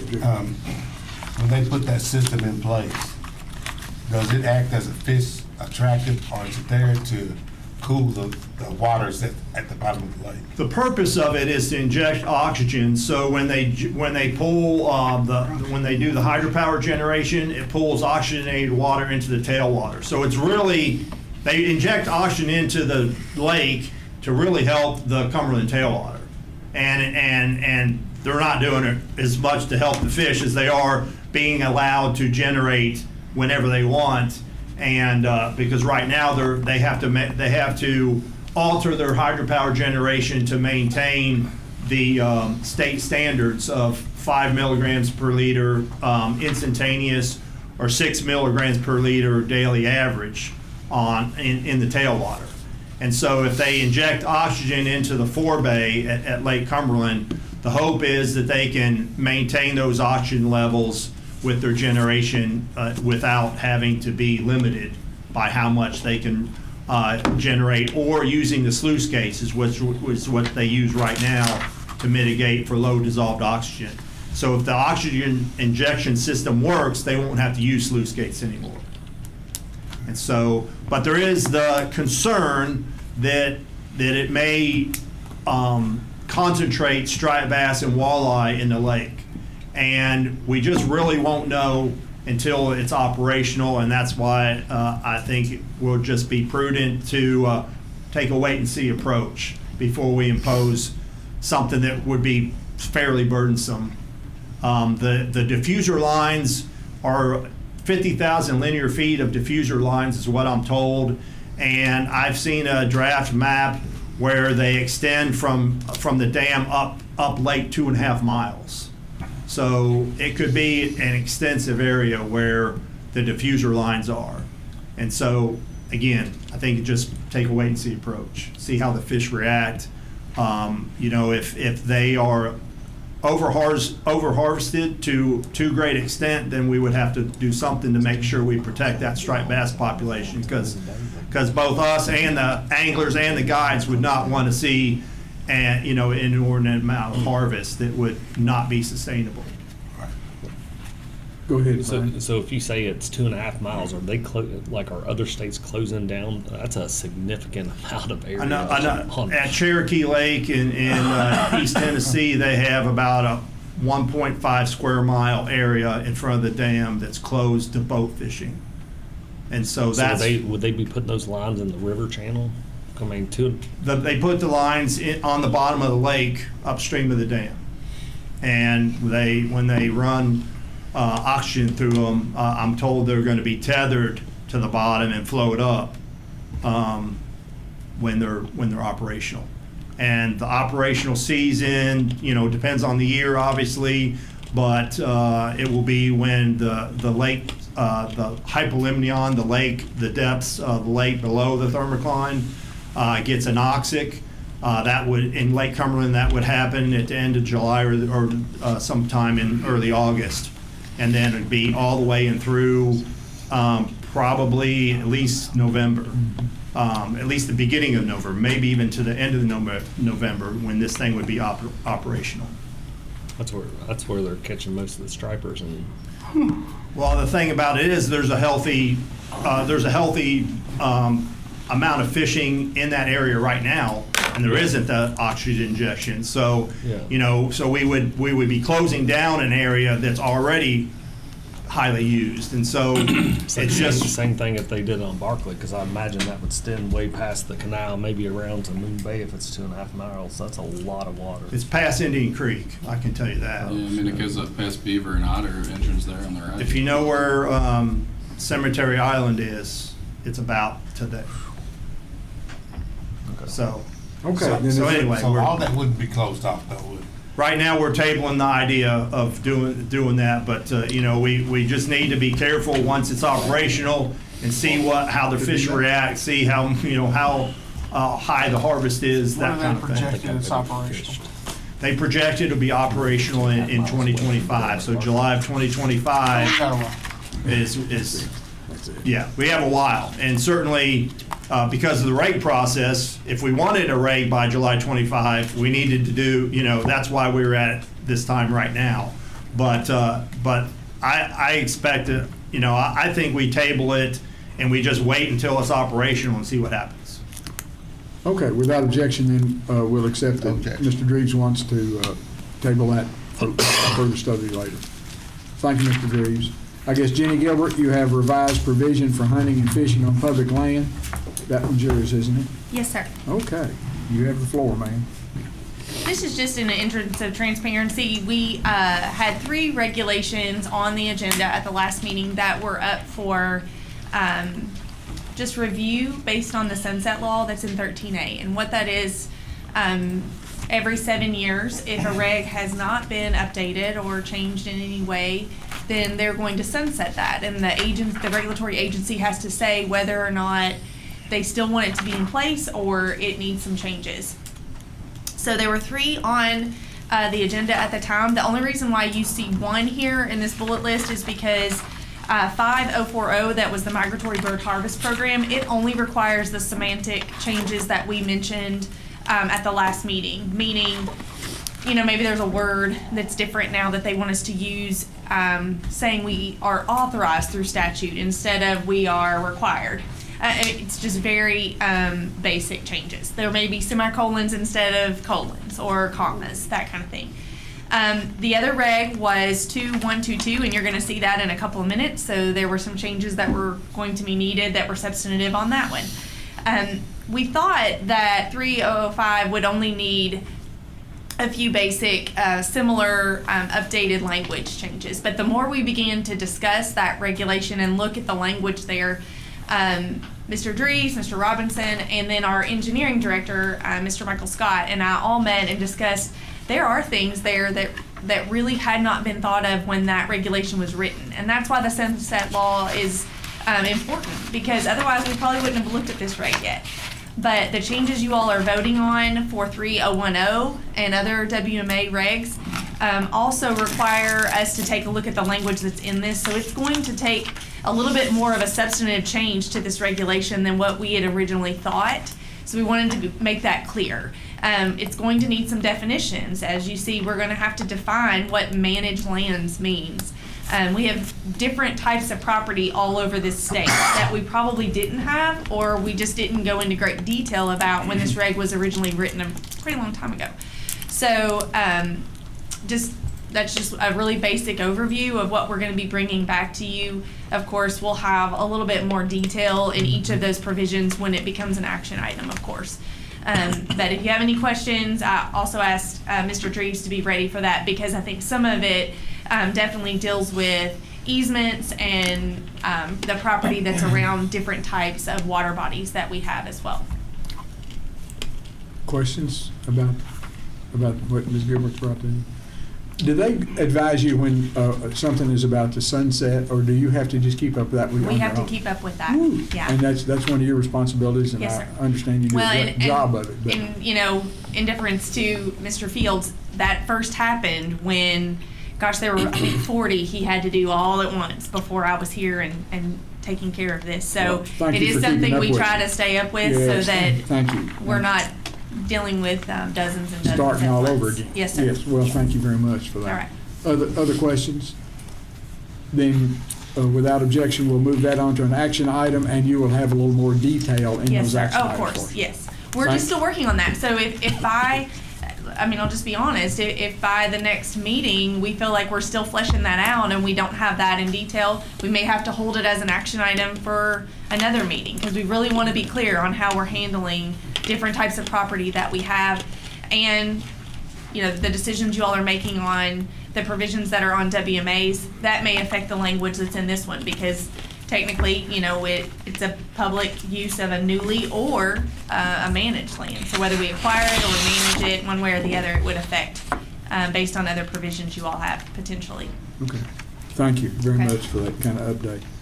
The next discussion item on is Doug Morgan is going to re-present this set daily harvest limits for raccoon hunting. I think there has been some misunderstanding either among sportsmen or among the commission about whether it has been presented as new business before, and he was gracious enough to kind of re-present this again to everyone concerning raccoon hunting.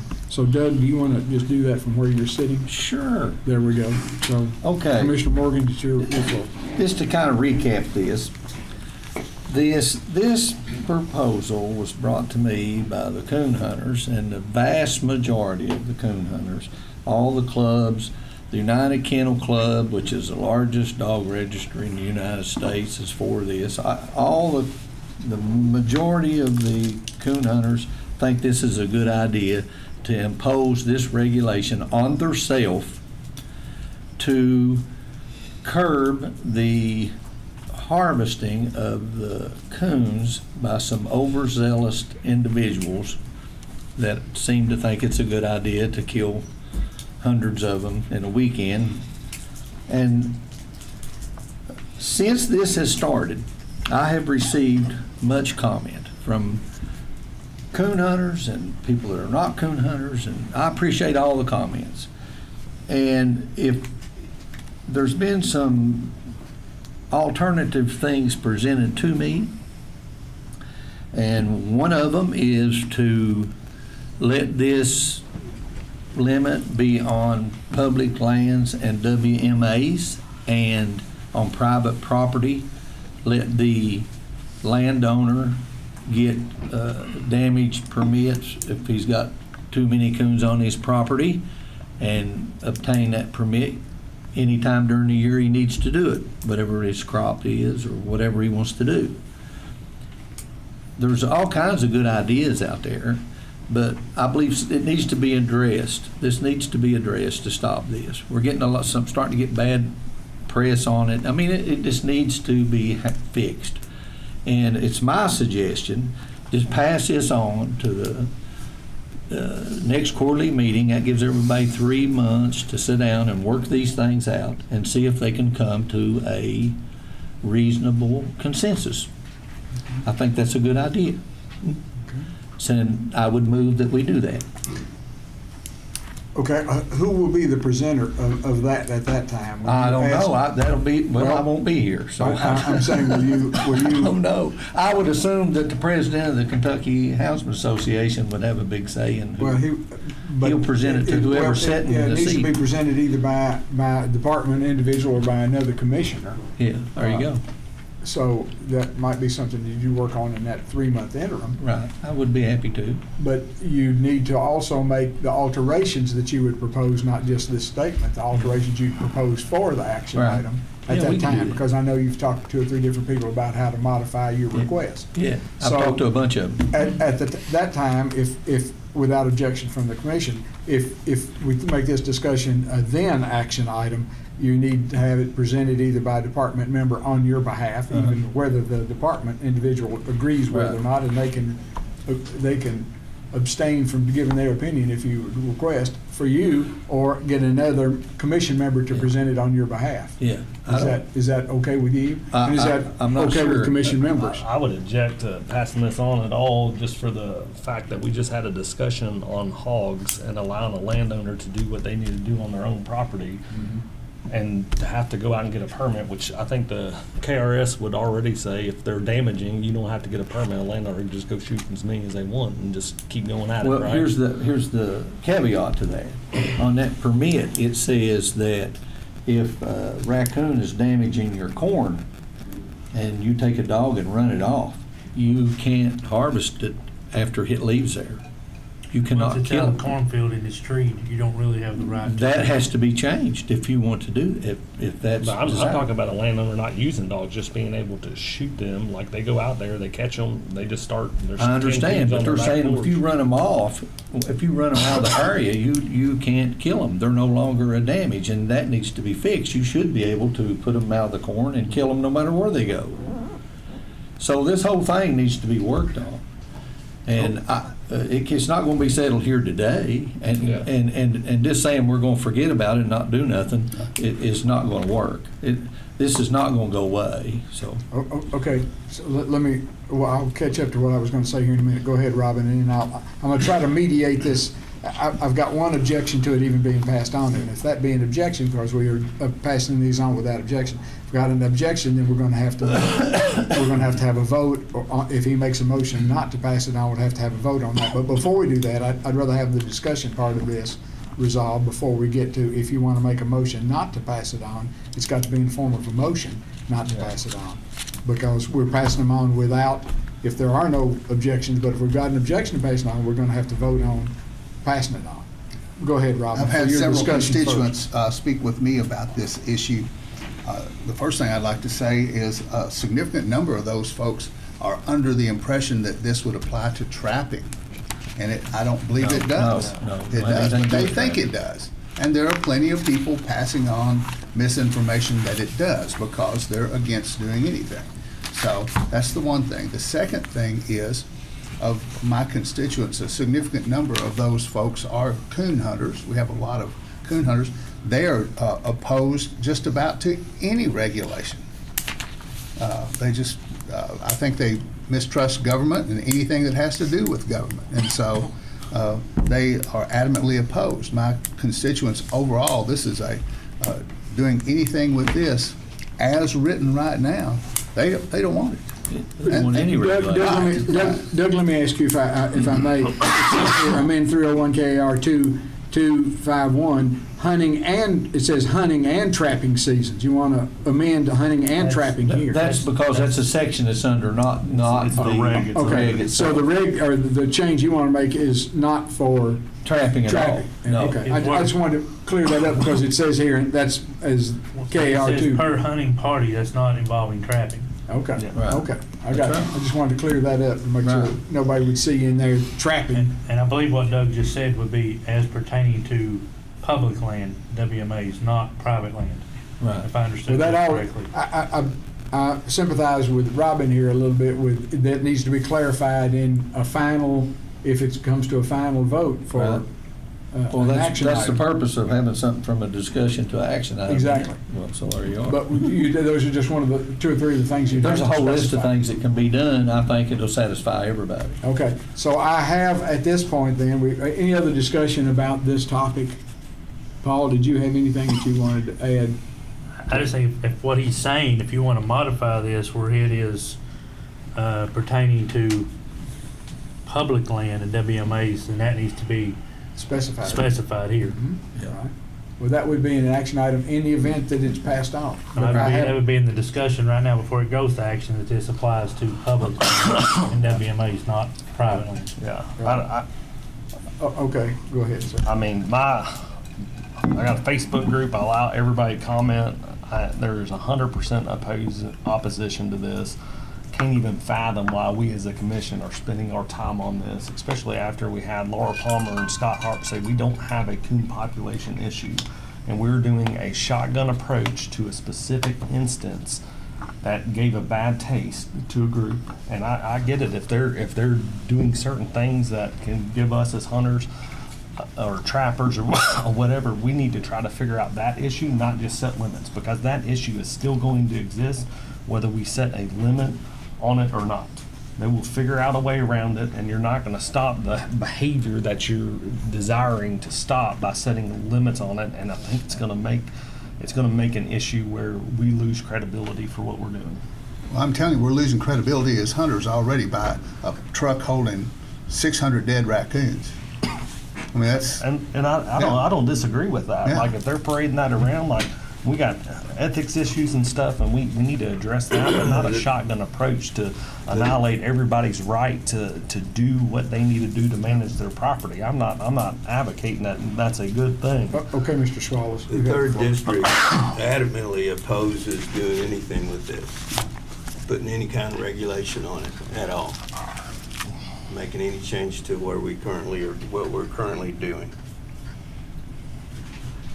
Any final comments before I... One thing that comes to my attention a lot is last year, we had almost a 10-year record high harvest of turkeys. And they promote the eradication of these coons under Save Our Poults. Save the poults. And this is an attack on a sport that is participated with native species. These raccoons been here forever. And if they're so bad on the poults, why did we have a 10-year high record harvest last year? It's simply, it reminds me when Jaws come out, just kill all the sharks. This is crazy. There's no reason to kill all these raccoons. And for the coon hunters to ask for a limit on their self, how in the world? When the turkey hunters come here and ask for stuff for them, we accommodate them. Why would you not accommodate a whole sport in this state? Good point. So, like I say could the houndsman potentially self-impose that on themselves? Since that's really the people that you're targeting, would they be willing to self-impose that? They sent a letter doing it and listed the clubs. You should have it. Yeah, that's what turkey hunters are doing. We're self-imposing one. I know numerous people that are only killing one gobbler in the spring and hanging it up, even though the limit stays as 2. Okay, so let me make sure here.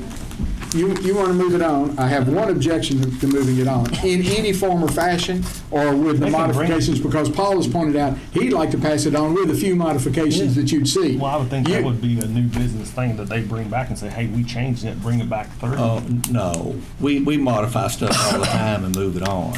Yeah. There's no reason to send this all the way back. Can I get a legal aspect of view of this? If we get an objection to move any part of this on to a vote next time, does he need to make a motion to specify that he does not want this moved on as an action item in any form or fashion? Or with the present, he doesn't want it moved on presently as it stands, but without modifications? And the modifications can come at a later time. I'm really kind of perplexed about how to deal with this at this point. You all are thinking that's okay. Run a bill. You all basically instituted earlier in the meeting that there's a kind of a standing motion to move on. Yeah, a motion to move on unless you have an objection. Now, we've got an objection to it moving on. Now do we need to have a vote that it...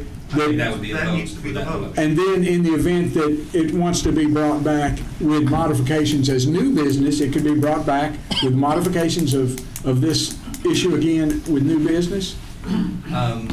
If modifications are made to the request. I would think if there's a vote, the objection to moving it on is almost a vote to do away with the motion. If it doesn't move on, it almost dies. And then it has to be brought back as a new business item later on after it's amended. Yes, I guess that's what I'm getting at. What if it passes? Then it can be amended. Then it can be amended, then it can be moved on and amended. Sounds good. But if the objection to not move it on passes, then the reg is dead. Right, I got you. Okay. Sounds good. All right, so do you want to? I'll make a motion to object passing this on to an action item. Okay, in any form, in any form is what you're saying, right? Yeah. Okay, and I have a second to that with Ralph Swallows. Is there any further discussion? Everybody understands how this would have to be generated in a new type of business item or completely dropped as it presently stands? So if we vote aye, it gets passed on.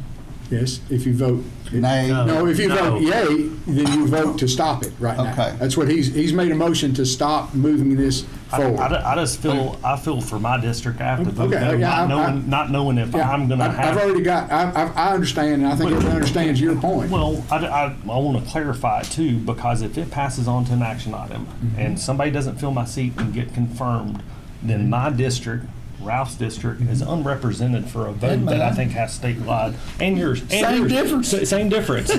So your district's not going to be represented if we pass on an action. All right. I don't want to get in an argument here between the two of you all. What I want to do, though, is I want to specify that the motion and the second has been made to, if you vote yes, then you stop the movement of this as an action item. Do you understand that now, Robin? It will not be an action item next time if you vote yes. If you vote no, it will move on, You got that? right? I stops it, no pushes it. So we're voting whether to pass this issue on to an action item or whether it dies on the floor. All right. Are you with that? Yeah. Okay. So I have a motion and I have a second. Discussion is complete. Would you take the roll? I would love Mr. to. Secretary? Thank you. Commissioner Floyd. I'm still not clear. Your yes vote will stop this. My people don't want it. Oh, then. So what's that vote? That would be a yes vote. Yes vote. You want to stop where it is right now. Okay. Go ahead, Mr. Secretary. I hope I've cleared that up. Commissioner Fisher. Aye. Commissioner Wallace. Aye. Commissioner Cecil. Aye. Commissioner Lillard. Aye. Commissioner Farrell. Aye. Commissioner Horn. Nay. I vote nay. So we have a 6-2. 6-2. Then the motion passes to stop the movement of this as an action item next time. Now, I would encourage you, Mr. Morgan, if there's something that you'd like to amend, to bring back as new business some other way that you might try that later on. Okay. Now, the next discussion item is add 2 days to the end of spring squirrel season for additional hunter opportunity. That's a discussion item. I think Ben Robinson's going to do that, maybe augmented by the request Mr. Swallows made. Are you okay? Yeah, went down the wrong pipe. Needs to get an X-ray. His conscience is bothered. Okay, so Mr. Robinson, the floor is yours, sir. Yes, sir. This proposal is to add 2 days to the end of spring squirrel season for additional hunter opportunity by amending 301 KAR 2122, seasons, methods, and limits for small game. This would extend season to the third Saturday in June. It currently ends the third Friday in June, so you're basically adding 2 days that final weekend to provide that weekend for spring squirrel hunters. Mr. Chairman? You want to comment on how this came about? I received input on this. People that do this wanted to be able to hunt that weekend. They work through the week. Is it something they did with their kids and enjoyed? I inquired about it. No impact on the squirrel population by adding 2 days and having that season end on a Sunday rather than a Friday. And that's the vote. Do you affirm that you don't think there would be any? We have no problems with the squirrel population in Kentucky right now, or is that? That's correct. With this mass crop we've just had, they ought to weigh 16 or 18 pounds apiece. We're always cautious with extending the ends of seasons. Sure. So if the proposal had been to extend this by weeks or months, I would have a different opinion biologically. But 2 days, given the limited pressure that the spring squirrel season receives, we're comfortable that it can handle that. Okay. Yes. Any thoughts on potentially increasing the limits? I've had a couple people that says, they go out, they do it a couple times a year with family, and it kind of ends abruptly. Say they have lots of squirrels, so would that be detrimental to the squirrel population to take it from 6 to 8 or something? That's something we would need to discuss further. Okay. And we certainly could, but wouldn't want to comment right now on that without Okay. speaking with the small game program. Okay, can I ask you to look into Any that? other comments about moving this on as an action item next time? I'll make a motion that we move on. Well, we won't have to if there's no objections. Remember, if it's a discussion item now, that there's no objection to moving it on, we don't have to have a vote. We'll move it on automatically. If the mass crop has been so good, Director of Wildlife, that the squirrels should be eating so good, do you think Ms. Palmer will see an increase of bobcat size up to about 80 or 90 pounds? We'll have bobcats harvested that may weigh 80 or 90 pounds from eating such fat squirrels? There's a lot of food on the ground right now, so I don't know. I wanted to make sure you're awake back there, Laura. I see you grinning, so I know that you got all that. We'll get some Wisconsin bobcats. Get what? Wisconsin? Wisconsin got real big ones? Yes. Oh, okay, that's new knowledge. Okay, thank you, Ben. Then if there are no objections, we'll pass that on as a action item next time. The next item of discussion is increase selected deer hunting zone or hunting opportunity zone 1 and 2 counties statewide for youth and mentors. I've got down written here that Dr. Floyd, Ben Robinson, and Joe McDermott may all three present this. So, however you want to do that. I'd be happy to read it as written and then glad to turn it over to Dr. Floyd for Okay, good. explanation. Thank you.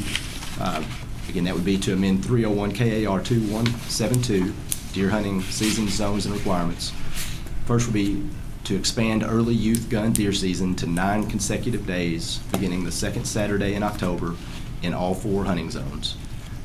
Next would be expand early muzzleloader deer season to 7 consecutive days, beginning the 3rd Monday in October in zones 1 and 2 counties, with antlerless harvest only during the first 5 days of this season.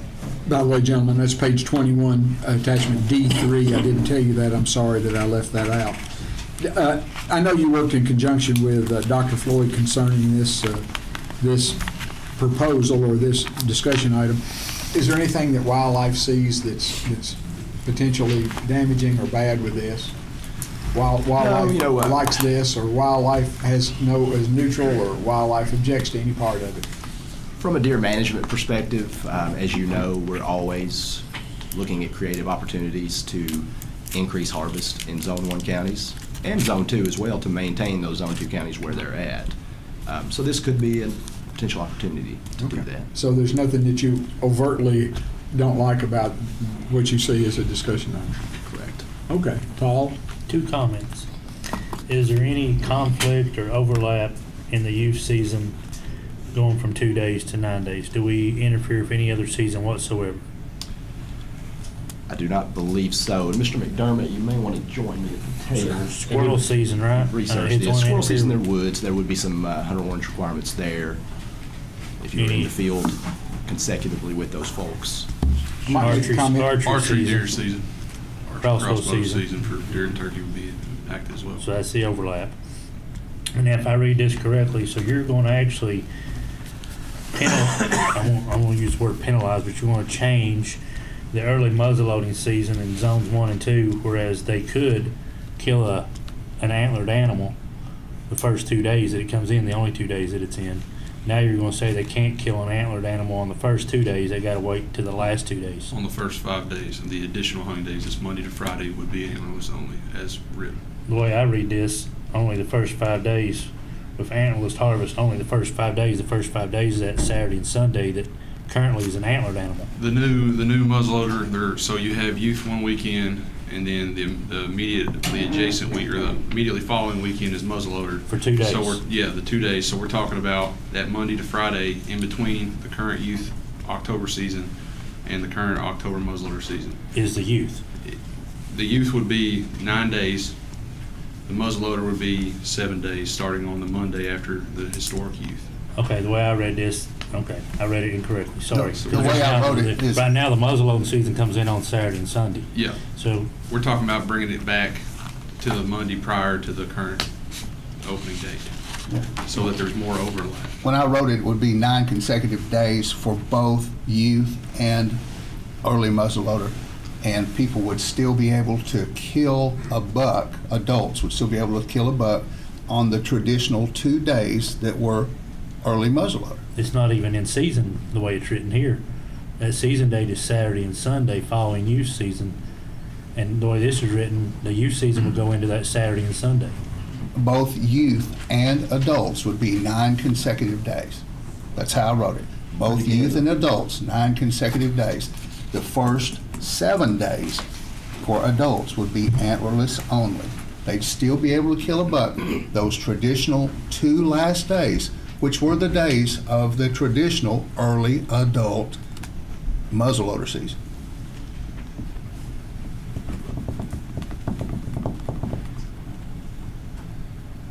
Other questions or comments? So I guess Paul just wants clarity with that.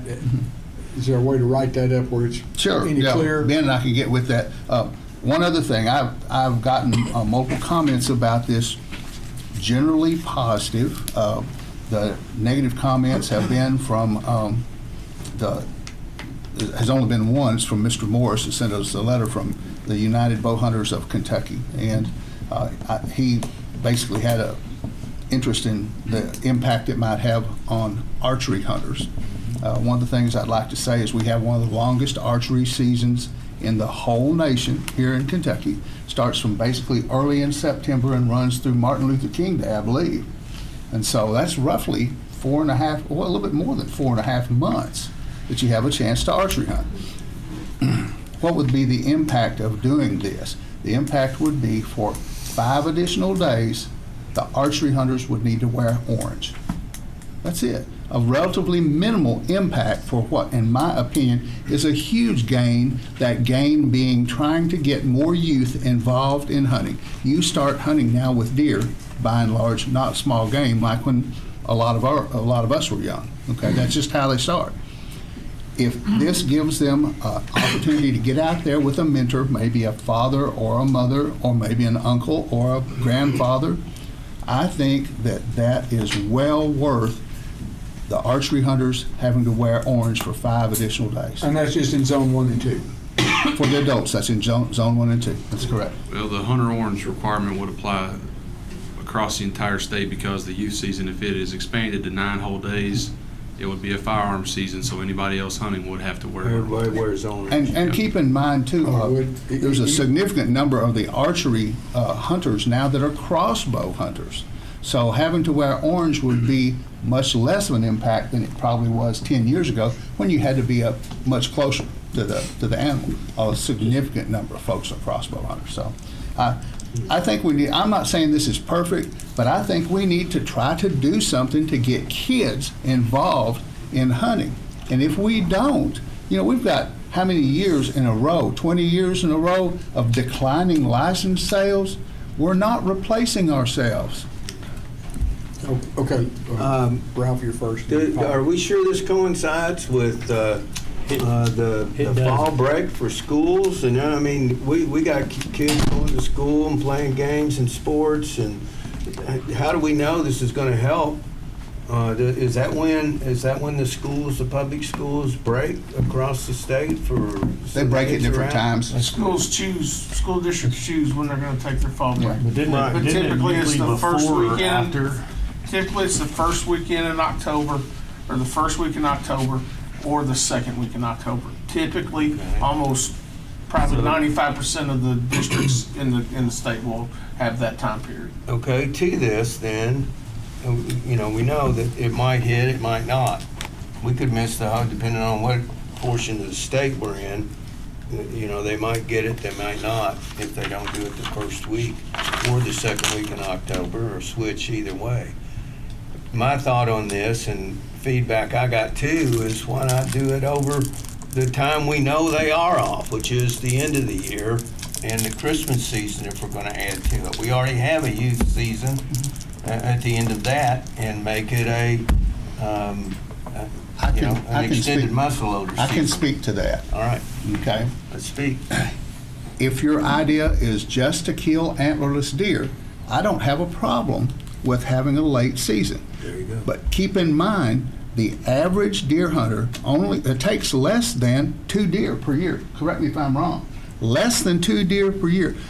In zone 1 and zone 2, you already have unlimited antlers, or antlerless deer, and people just don't harvest them. If you move this to the end of the year, you're going to miss the opportunity for the enthusiasm young people would have to get out and hunt deer. Because after the modern gun season, at least I can say in my end of the state, people move on to waterfowl season, they move on to small game season, rabbit hunting, that kind of thing. You have very little enthusiasm at the end there to get out and hunt deer. And so if you want to catch the youth, you got to hook them when they're interested, and that would be before regular archery deer season. Okay, let me let Paul I have a question. If you look at this year, the calendar year, see if I'm following you, because I'm kind of the person that has to do the math. So youth season came in on October the 14th and 15th, Saturday and Sunday. Right. So that youth season is going to run all the way from Saturday, Sunday to Friday the 20th. This year, muzzle loading season came in on the 21st and 22nd, all 4 zones. That's not going to happen. You're going to let the youth season come into that Saturday and Sunday. So that's going to displace muzzle loading season in zone 3 and 4, not where you're talking about 1 and 2. It won't displace it. This is where it's you moving stand. it a week, correctly? Right now, let me finish, please. Okay. So the 21st and 22nd, Saturday and Sunday. So now that's going to be youth season. So then you're saying muzzleloading season will start the 23rd, Monday, run through the next Saturday and Sunday, the 28th and 29th. No, sir, it would be, so, for this year, October 14th, 15th is the start of youth season. We're talking about expanding that season 9 consecutive days, starting on the 14th, or the, second Saturday. So that would be, what, the 20th, 21st, the next weekend? And then the muzzleloader, where they coincide, it would start on the 16th of October. So it picks up that Monday through the week. If it would be helpful, I can make a graphic of this It would be and send it wonderful. to you right after this. It would be wonderful, because I just trying to understand the conflict between zones 1 and 2 and zones 4. Yeah, I can Because the way I read this, the youth season's going 9 days. So is youth season going to overlap muzzleloading season? Yeah. It would overlap. Understand it If now. it works right, Convenience. it will, because you want dads or mentors to be able to hunt with their children. Let me ask a question, and I'm going to come back to you. Okay. Let me ask a question about this. We have a youth gun hunt. Isn't it about December the 30th or somewhere right Free in there? youth, free youth weekend, 2 days. Okay, to try to broach Dr. Floyd's thought that the kids aren't too enthusiastic about shooting the doe about any time, the opportunity for buckwood might be higher in October, if I'm understanding this correct, October instead of in December. What's the right off the top of your head, I'm not going to hold it to you all, but what's the harvest on that 1 or 2 days of youth season, the gun season, the last 30th? In other words, do you have an idea of what the buck to doe ratio of the kids back then is, that last day or two? And I'm doing that only as an informational update to try to, I don't know if it's going to help your case or hurt your case. If you want, but I unfortunately don't have it for the tail end. All the numbers I have prepared in front of me are for the month of October. Well, then I wouldn't hold you responsible. What was the youth harvest in the month of October? The youth season, 14th, Saturday, 15th. Sunday, let's see, we harvest about 4,000, a little over 4,000 animals. Yeah, 4,200 animals is a 10-year average for that 2-day period. And the only other conflict I can see, if I can speak. Sure. Yeah. If a father's there with a muzzleloader and the son's there with a rifle, some daddies may pull the rifle away from the son and use it instead of the muzzleloader. It's possible, but this is also a time of the year where you have very, very low buck harvest across the state. So in the 120 counties, statewide, for archery season, you're averaging only 60 bucks a day taken during that week. So But it's you really, have more than that with the youth season. yeah, you would have more with the youth season. We've got projections for that as well. How many bucks are taken to that 4,000? That 4,000, you've got 1,600. So you had 1,600 taken in 2 days Yep. with a rifle versus 60 with a bow. Yep. So 800 to 60. One reason I wanted to put it at this time is this is the traditional October lull. At least some people believe in that. I know some people don't. But it's a time when you see fewer adults harvesting deer by archery than they do, say, once you get into the early phases, chase phases of the rut. But they'll be with their child with a firearm. The child can have any type of firearm. And the adult dad also? has to have a primitive type of weapon. Well, my inline will reach 150 yards. Poachers are going to get out over here pretty quick. I'm sorry. While we're talking on both sides of the aisle here. Brian, go ahead, and then I'm going to let the commissioner, I think commissioner wants to make a comment, so Yeah. go ahead, Brian, your turn. I'm just trying to keep us from I posted getting- this is probably, I got like 60-something comments from my group on Facebook, and 100% of the comments are opposed to expansion of any more firearm seasons for adults. I think they'd have tolerance for expanding youth, and I think somebody had recommended to try to hit those dates of school is doing a couple days before the Saturday and a couple days after, because if the fall break fell on the week before, they've got 2 free days that they'd go up and hunt plus the weekend, and if it fell on the week after, they'd have the weekend and then 2 free days to hunt on their school spring break after. But there's a lot of opposition, and they, one of the recommendations they threw out, if we really want doe harvests down in the zone or up in the zone warden counties, is potentially look at like the barriers to it, which is the bonus tag that they have to pay for every one over 4 deer. So if that's not, that could be something you could look at and say, can we remove that, and would that incentivize people that way, if you're, a lot of those farms over there, I've hunted Crittenden County and, seeing 40, 50, 60 deer sits, nothing. I mean, that's an average day, and so some of those properties need 20 or 30. If you're not the landowner, you're paying quite a substantial amount to harvest the necessary does to keep the property in check. Let me just reiterate, my proposal is not about additional doe harvest. It's about trying to get mentors and use to be able to hunt together. I understand. Commissioner Storm, you go ahead, and I think Mr. Swallow's got. Well, I have 2 youth hunters in my house, and that's just a real privilege in my life to get to go out there with the girls, and they do have gun season, but I'll tell you about youth season. I just think it's a good point. My family had an obligation on Saturday of youth season, and then on Sunday, my kids go to church morning, basically all day long. So we didn't get to participate. So I would sure like to see us have an additional opportunity for kids that just, again, my case in point, I just share that. Families are busy in the fall on Saturday. A lot of us do go to church, and that's when families get together too on Sunday. And so a few extra days to put some kids afield, I think is a great win for this agency. And not specific to bucks, does, but R3, future, and to put a few more smiles on kids' faces. So thank you.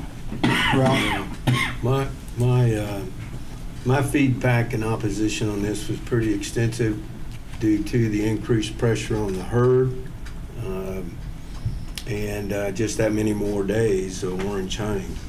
And one of the main oppositions too was that the adult have a firearm and be harvesting deer with a gun in that period of time, whether it was a muzzleloader or not. And I think a possible amendment would be, if we want children, if we want kids, if we want to recruit those and bring them in, that if we extend the season, it's for youth only. You know, dad doesn't need to be in there with a gun, or mom, whoever's doing it. So I think that might be. Well, then is the general consensus of the commission that it needs worked on as far as getting dates or times if you want to present this as an action item, and then at worst case scenario it'd be shot down as an action item and then have to be rebrought as a new business item to start again with the thought of amending how it's done. I'd be more than happy to work on it with Ben. Is that preferentially what you all like to do? I don't think it needs to be moved on as an action item until we get the details worked out. Right. Okay, so then you can't discuss it. Then would it be preferentially better to table it as an action item next time, come back as a discussion item next time with new updated and a chart and a dates, because the sentence I can says get a chart right after this. Begin the third Monday contradicts it starting on that Saturday and Sunday. So. Okay, in the interest of moving on, is there any objection to bringing it back as a discussion item the next time, not quite ready for an action item? Is there any objection to that? No. Any objection from Wildlife Division to bring it back as an action item, work on discussion item, thank you. Discussion item next time and get a little more details worked out about some of these concerns and dates. Yes, sir. Because my concern at this point is trying to keep moving on. I'd like to get to public comments as soon as we can, new business and all that. So then, if there are no objections, let's move it on back to a discussion item at the next meeting. All right. Good. Okay. So what's the next thing we have here? I guess the dog breeds is the next item being. Yes, sir. So next item is to add Siberian Leica to the list of approved dog breeds or crossbreeds that can be used for bear hunting with dogs. That would be to amend 301 KAR 2300, Black Bear Seasons and Requirements. And this was brought forward by the bear dog hunters. They've requested the addition of this breed. Okay, so it's just the addition of another breed to the list. To the list. How many have we got on that list now? Oh boy. What? About 20? 20 different dogs? Quite I'm that going to say many, about but 16. Yeah, I want to say Okay. between 10 and 20. Here, we'll ask John in the back to count. Okay. May I, Chairman? Sure. I was here when we passed this. Yes. And it was made really clear during that meeting that whenever there needed to be a dog added to the list, that we would add them. I wasn't we then, but whoever's here would add them. And the point of the list is so a person can't drive around with a poodle in the truck and a bear across the road and shoot it and then say, well, look here, I got it with this poodle. You know, that's the whole idea of this. And these bear hunters have said that they want that dog added. That's a pretty popular dog now, so I don't see a problem. Any further discussion about that one? Then without objection, we'll move that on as an action item to next time, too. Yeah.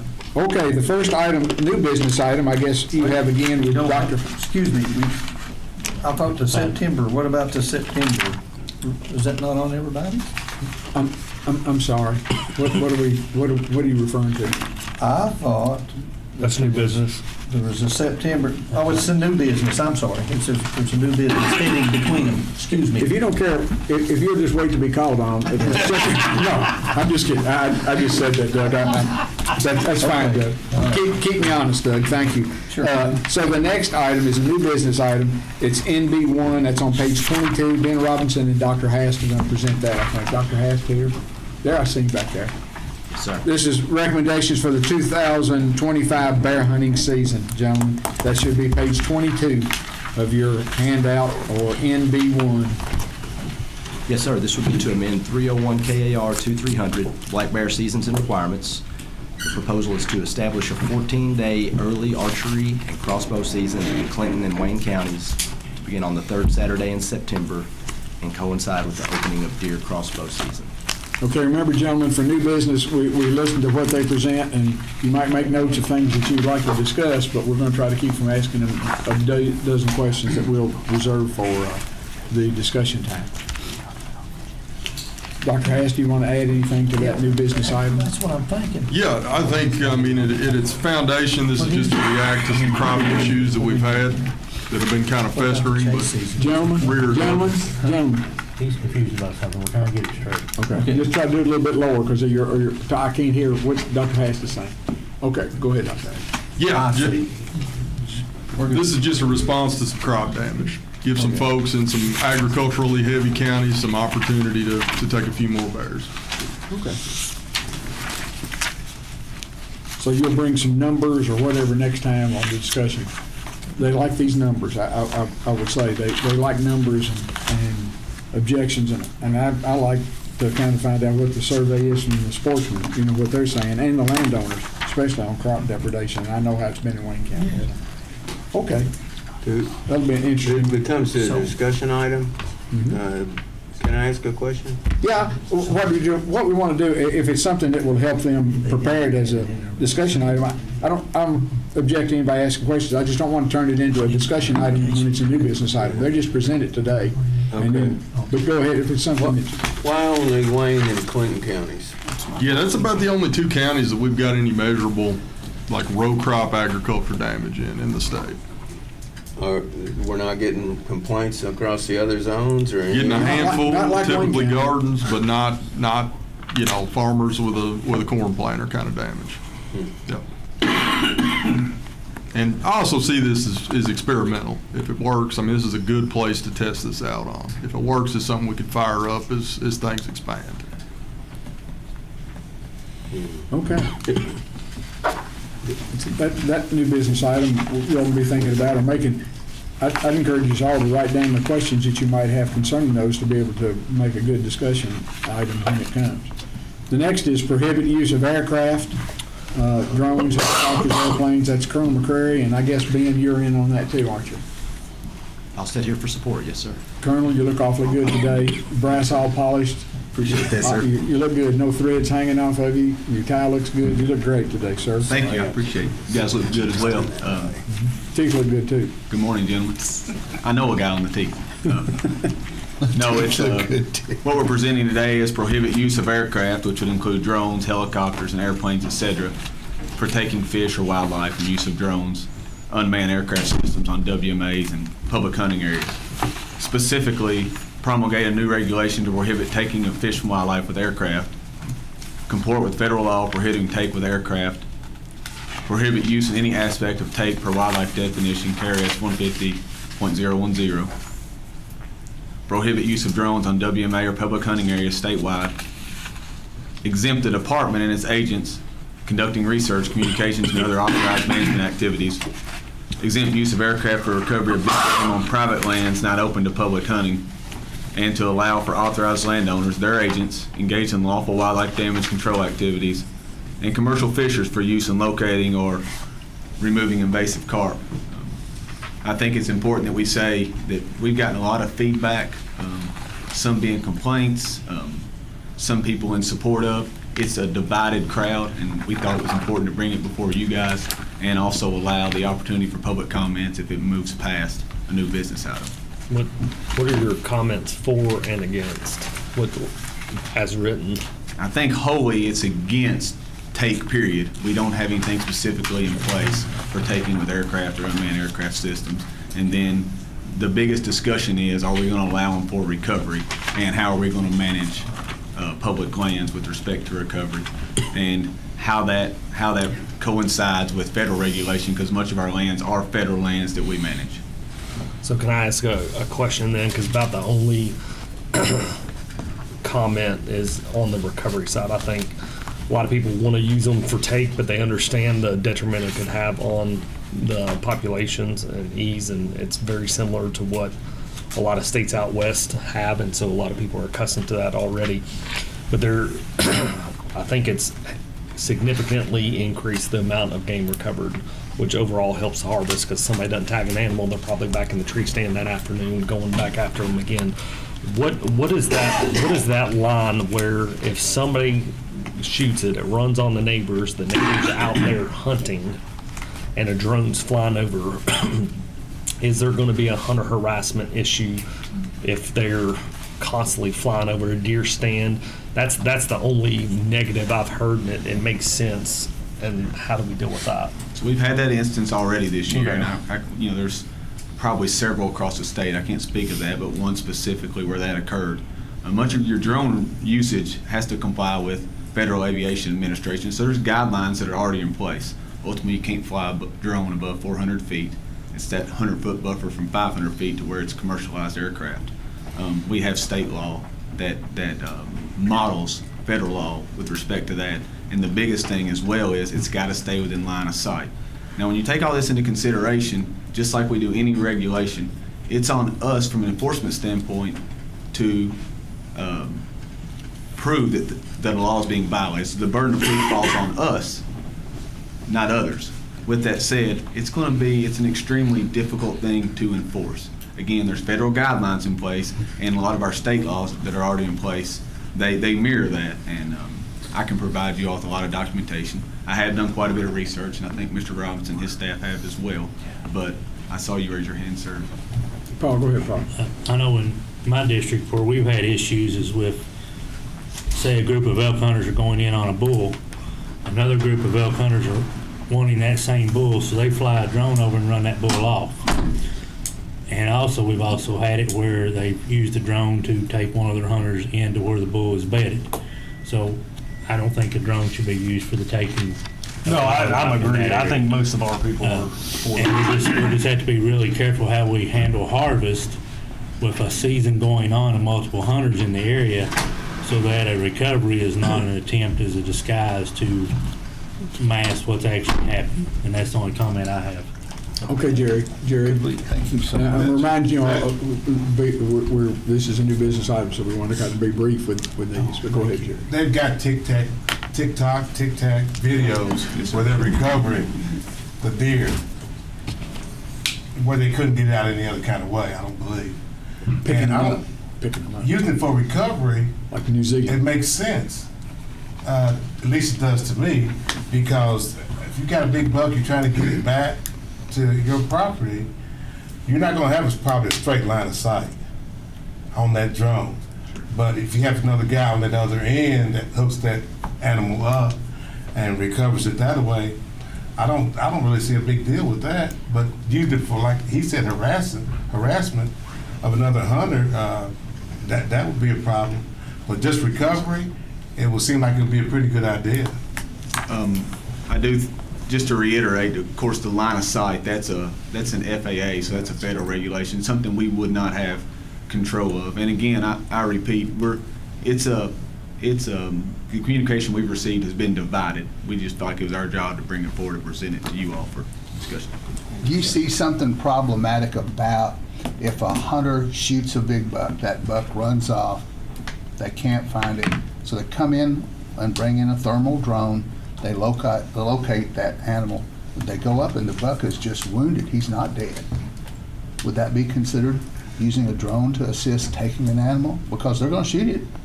Again, I can go into further detail if the chairman allows, but there are other states. I have done research, and we get into definitions of pursue, and that falls under take, and you start getting into your herding. And again, I'll go as far as I'm allowed, but I would I'm like prepared some, to. you don't have to present it, but I would like some literature about what other, obviously we don't need to reinvent the wheel. This has been going on, my understanding, out west for some time. Yeah, well, I think we all agree that this is going to be a sportsman issue. We're going to want to hear from the sportsmen, because you're going to hear both sides. There are going to some people are terribly against it, some for it, and some wanting to modify some of the things you can do, just like we just heard.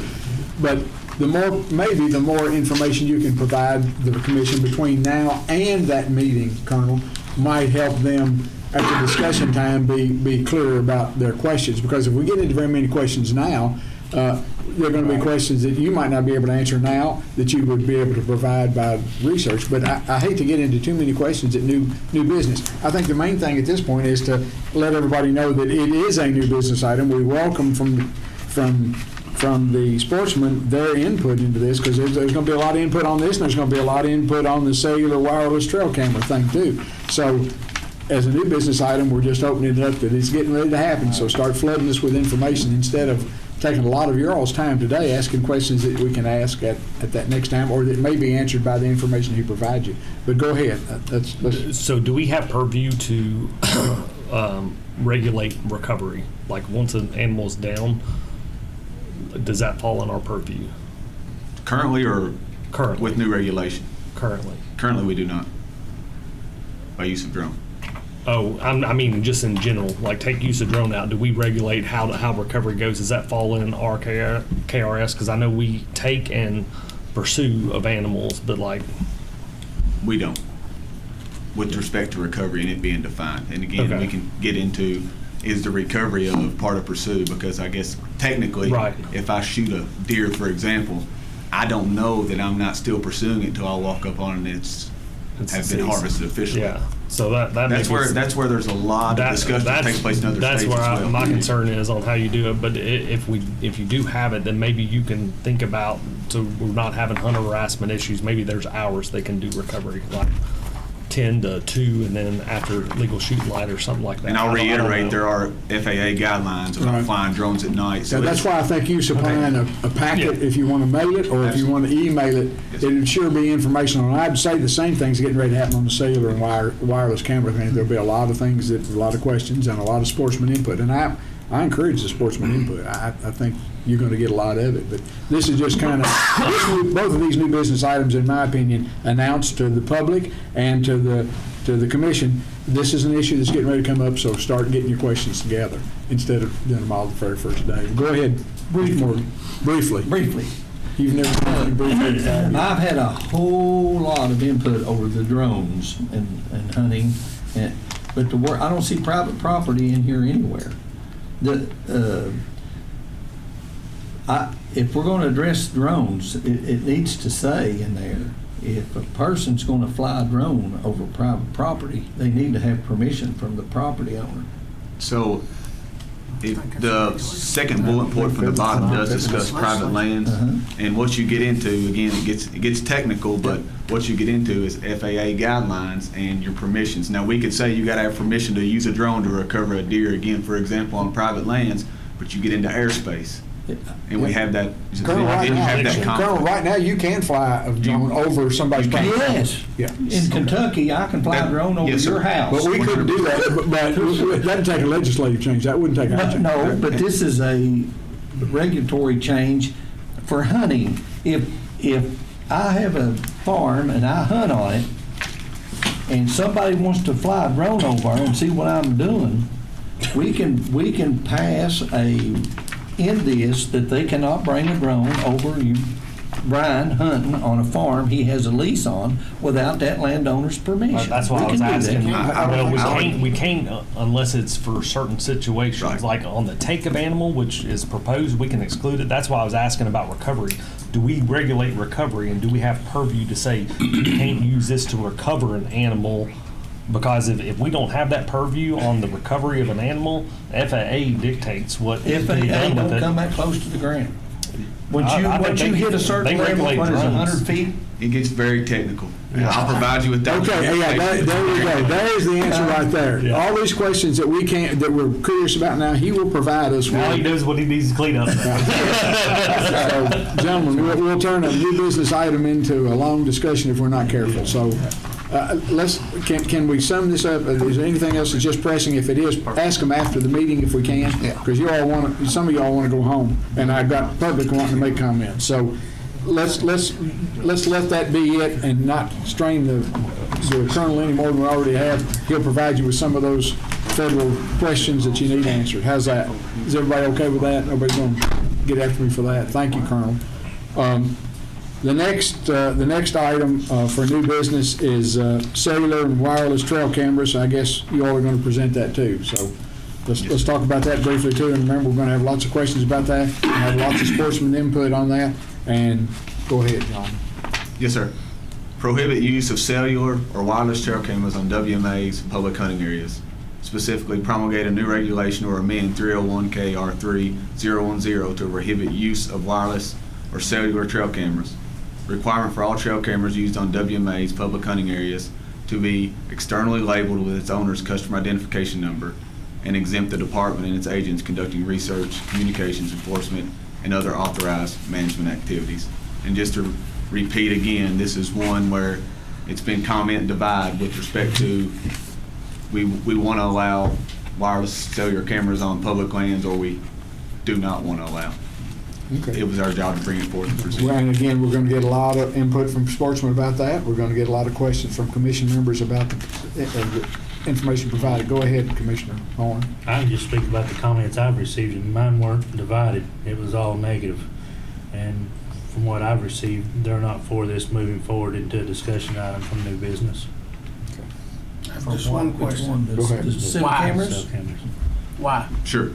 So some of the things that have been relayed to us are specifically to public lands, hunters are running into, they go on public lands, and there's many trail cameras on the public lands. So they feel like hunters are possibly marking territory with those trail cameras, or it's some people feel like if there's already a camera there that they can't hunt there, they shouldn't hunt there, so they're being good sportsmen and women. It's been reported fair chase and traditional hunting values feel like on our public lands that we manage, maybe we're getting away from those with, again, cellular or wireless cameras. And there's discussion of surveillance issues on our public lands, specifically with trail cameras, but more so your cellular and wireless. And then we've had information from the Corps of Engineers that they are starting to see an uprise in many cellular cameras. Now, I think it's important that I go revisit what we listed in here with respect to customer identification number on trail cameras. That coincides with things you've already heard today. When we talk about deer stands, when we talk about your trot lines, jug lines, we're trying to go to where we can identify these things that are left on our public lands. We have nothing there currently for trail cameras. And I might add that from a law enforcement aspect, it might help people who have had one stolen recover their camera because their number's on there. So it's a great thing for the owner of the camera. You know, you're thinking of it being oppressive for the owner. It's a pretty good thing for the owner of the camera to get it back. If you all find it in somebody's trunk, you can look up that identifier and say, somebody's stolen your camera, here it is. We have thefts of trail cameras on our public lands, and also there's nothing that prohibits trail cameras being left on WMAs year-round. So we don't know if they've been forgotten, if they're trash, if they've been displaced. We have no idea, but if we have a customer ID number, we can at least contact somebody. I believe the big issue that I have heard, and not to interrupt you all, is cellular versus non-cellular. You know, just having to go back and get the SD card. Haven't you had trouble in the elk zone? Is that one of the places you've had the most trouble with cellular cameras in the elk zone? Not to defer, but I think this originated somewhat before my time, but Mr. Robinson or Dr. Hass could probably speak more specifically on the elk issues. We have, and we're going to get to that in our next item specifically, but there have been some issues with Oh, yeah, on the elk, okay, I see it there, okay. Really more So, fair chase go ahead, Jerry. So we know that this is a new item, so be thinking of, when you go home, sit down and write down the questions you have or the concerns, or like Paul did, here, most of my constituents say this or that. I guess Go what ahead, I would Jerry. say is that, I guess my district didn't even want it to move on as a discussion item, so do we want to move it on as a discussion item or not? Well, I'm gonna ask here in a minute for objections to moving it on, and if there's objections, we'll have to have a vote concerning the objection to move it on. If it's a new business item, we've been automatically moving them on without a request, but if we get a specific motion to stop it where it is, then we'd have to vote on that, if it's a motion on the floor. Go ahead, Jerry. I personally think it's a good idea to be able to identify whose camera it is. But you got to realize when you step out your front door in the morning, there's a camera on you anyway. There's cameras everywhere now.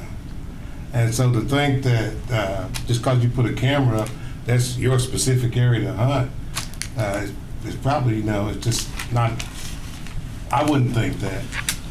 I mean, well, I can see where some people might, but there's cameras everywhere now.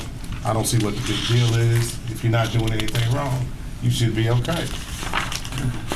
Any other comments before we either move on or get a motion concerning moving this? Any other comments? No other comments. Paul, do you want to make a motion, or are you okay with moving it to a discussion? You can stop it going on to an action item the next time. That's fine. If you want to make one, whether to move it on to. I'm just saying, no one, my group is the same as what Greg said. Why? Right. Why are we trying to single this out now? So I guess lack of understanding. So I just, instead of wasting the time and resources, just see how everybody else feels. If we want it to move on, we move it on. If we don't, we don't. We can entertain a motion. If you object to moving it on, we can entertain that motion. My group's like 50-50. I got people for it, people that don't care, and people that are against it. The opinions are important, but a motion, if we're going to have a motion, we got to deal with the motion. If we're not going to have a motion, we'll move it on to action, Let them have time to get more feedback discussion. from their districts. Okay. That's okay with you all, and you all will supply that. And we'll hear from sportsmen. I can't say enough. Hearing from sportsmen is extremely important to all of us, and I know I hear comments from all of you that you're glad to hear. Whether you agree with it or not, we need to hear it. Okay, so thank you, gentlemen. Thank you. Overview of bobcat hunting season and data collection method. Laura Palmer. And, oh, yes, I did. Modify elk. I looked at it and went on down. Sorry. Ben was still seated, and now we've got Dr. Haas. Yes, sir. Go ahead, gentlemen. This is a proposal to modify the 2025 elk season, which would amend 301 KAR 2132, elk hunting seasons, permits, zones, and requirements. Several items to run through here. So first, Page 23. First is open Paul Van Boeven WMA and Fish Trap Lake WMA to elk hunting. Next would be to move cow gun week 2 to the first Saturday in January to alleviate overlap with Christmas and Christmas Eve holidays. Prohibit cellular trail camera use during elk hunting season. Prohibit drone use for the hunting or scouting of elk. Clean up baiting regulations to prohibit hunting over a baited area within 30 days of the bait being used. Draw elk hunting units during the initial drawing. Amend loyalty redraw to fit this new drawing system. And landowner elk permits can only be used on property enrolled in the landowner access agreement. Dr. Haas? Let's go. Yeah, this is bingo. You liked it. Yeah. Okay. Would we need the prohibit self-trail cameras if we're going to leave it in the action item above? Wouldn't it be redundant? We decided to leave it in both, and really just to see how it shakes out. But that would be the purview of the commission on any of these items that they wanted to leave in or remove. Any other comments concerning this new business? Paul, are they for having the ability to use trail cameras for elk or against? For. Go ahead, Commissioner. You had a comment. Ben received some feedback in the past few weeks when this was being discussed about our cooperators, and as most of you know, most of our elk zone has public land opportunity, but it's not Fish and Wildlife WMA. It's private property that we have agreements with people. And so that's something that when we talk about these points, we're going to be very clear because we could be limiting a private property owner from the use of camera On his own ground. on his own ground that could make a decision to disenroll, so the general public wouldn't have opportunity to use that land. I only make that as a point because we're going to have a broad discussion about this. I spent time in the Elk Zone last week, and this is a pretty hot topic with those landowners. Thanks. Don't want to lose elk hunting opportunities. So they're pretty much against them. That's a statement. Yeah. Okay. Everybody good with that knowledge too, and maybe the Colonel and Dr. Haas and Yeah. Mr. Robinson can supply you with some of that information. Is that okay as new business on that? We know that's going to be a controversial topic, so we'll just deal with it at home. You can read everything and deal with it in discussion. Okay, thank you, gentlemen. Overview of bobcat hunting season, data collection methods, Laura and Ben. Yes, sir, Mr. Chairman. So this was at the request of Commission Member Fisher at our last meeting. Mr. Bobcat, they call him. Go ahead. I'm sorry. No problem. Commission Member Fisher requested specifically to receive some information on bobcat hunting. So each of you received a hunt summary this week via email that had all of the graphs, charts, statistics in there. In case you did not have a chance to read that, Ms. Palmer is going to hit on some of the high points here, and then we'll turn it back over for further comment. Go ahead, Ms. Palmer. Good morning, everyone. Good morning. So from the packet, just a couple of highlights. So for the last 10 years, the bobcat harvest has fallen between 2,000 to 3,000 cats, averaging about 2,300 per year. There have, throughout the years, and in your packet, you can kind of see what years we've made changes, either extending the bobcat season or bag limits for trappers or predator hunters, or during deer season. So over the years, I mean, there has been a substantial increase. If you look at the harvest table, the first season was in 1987. It was expanded statewide around 2003, 2004. You can see that's kind of where that big increase takes off there. So the season most recently expanded for bobcat hunting was in 2021 for back into part of modern gun deer season. I think it's important to received a little bit of feedback from folks wondering what this agenda item was about on this meeting. There were some questions as far as in throughout the years, our kind of long-term goal has been to increase the trapping bag limit as well. That hasn't been done since 2007. And so there was some requests about that. And as everyone knows, we've been trying to gather some data through collection of jaw samples to gain information on age, which is incorporated into some integrated population models. We're working with the University of St. Thomas, Minnesota on that. Unfortunately, there was a little bit of a bump, I think, because of the bobcat bag limit incentive idea. So we did get up to 11% 1 year, although we're still not seeing the samples that we need from hunters, and so we're still trying to work on getting the word out and getting those folks to participate a little bit more. But we do need to see at least a 20% participant, or 20% of the annual harvest in samples to kind of get any sort of meaningful data there.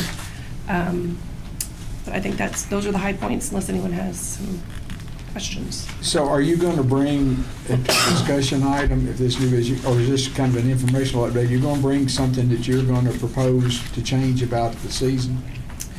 I think that was... Right now, this was... Upon your all's decision. Sure, it was more of an informational update, unless there is... Right. I remember Brian requesting that, but I didn't know if, as a result of getting that together, you were going to specifically at the next time discuss something you'd like to see changed or added to. But I mean, you still could. I mean, go ahead, Brian. I love the graphs. Thank you for all the information. One of the things I noticed when I was looking through it, it almost looks like There's always some Bobcats checked in via a firearm prior to season opening. There are a few folks who may Every not be year? aware, and I think from law enforcement has checked into those from time to time and either kind of issued warnings or, taken. So, because the data on the graph almost tends to support that we have an absolute monstrous spike, and I would imagine that they're being shot opening day of rifle season, and either found or like the opening day of rifle season, stuck in a freezer and being checked later or reported not knowingly. And I'm just kind of looking, and I'm for, if the data supports expanding the trapping season or increasing the limits, but I think we're making a lot of people are unaware of the seasons, and I think it's just easier if we would move that week back where we hadn't before, because you're going to get maybe more participation for jawbone samples because people are not checking in animals that we need the data from, or they're waiting and throwing them in the freezer. I just think we've got a system in place that's people are unaware of a season that exists, and they're shooting them and probably showing their buddy like, don't do that, it's not in season, to throw them in, and so we're not getting accurate harvest data, or we never see the Bobcats. I would have to defer to law enforcement on what they might be seeing there. You think people are shooting Bobcats open a weekend deer season and checking them in a week later? Or two? Speaking on facts, we from time to time make cases on instances such as that. Yeah. In place. Anything else, I guess I would be providing an opinion, but it's possible, sir. Any other questions for Laura? It's a new business item, or really an update, and thank you for getting that information together, Laura. Okay, good.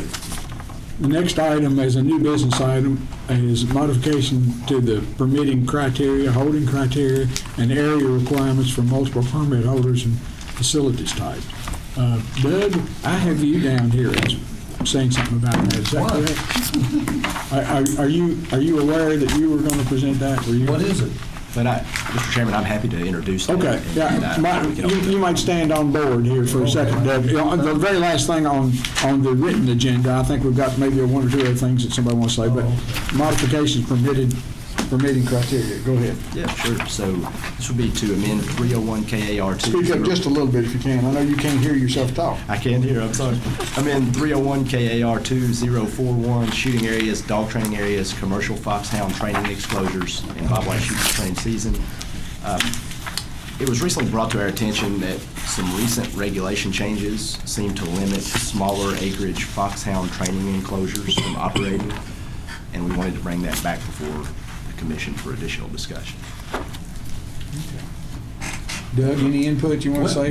I mean, they're bringing that up. I thought you were condense all that. I thought you were kind of already. For some reason, I thought you were aware of it. Yeah, I was, but what it is we had people who were trying to permit non-commercial foxhound training enclosures, and we didn't issue permits for non-commercial foxhound training enclosures. They had to be commercial, correct?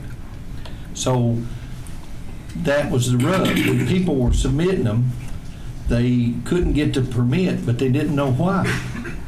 And then it brought in the question of keeping the fox or the coon in a cage, so you had to have a permit for that as well. So there was a lot of confusion. People were getting the permit to keep it in a cage and jumping through the hoops and using it in their enclosure when they didn't have a permit for the enclosure. And if I'm not mistaken, the Housing Association and the folks at the department are working on this to change a lot of that, and they're just going to work it out down the road. Have I got that right? The last meeting we had, we decided we were just going to kind of coast in and fix it, right? If that's what the Commission desires, Yes. to advance this on. Okay. Yes.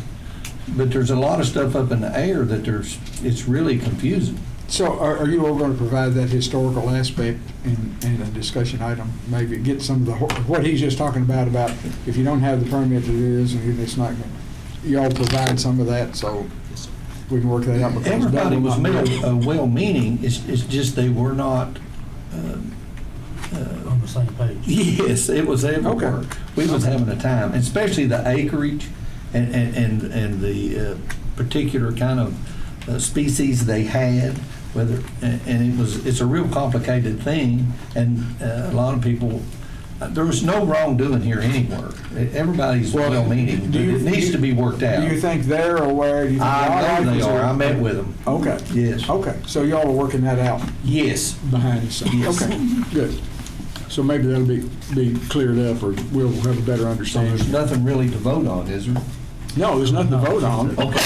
There's nothing to vote on. It's All right. kind of an informational update, as well as Okay. maybe presenting it as a discussion item next time for change. Sounds good. Okay. That pretty much concludes the written stuff. Is there any other business before the commission today that we need to discuss as either a potential new business item or as a request of the departments to do any updates? Jerry, you go first, Jerry. Are you on? You ready? I'm ready. Yeah. Okay, and then Brian, you can say.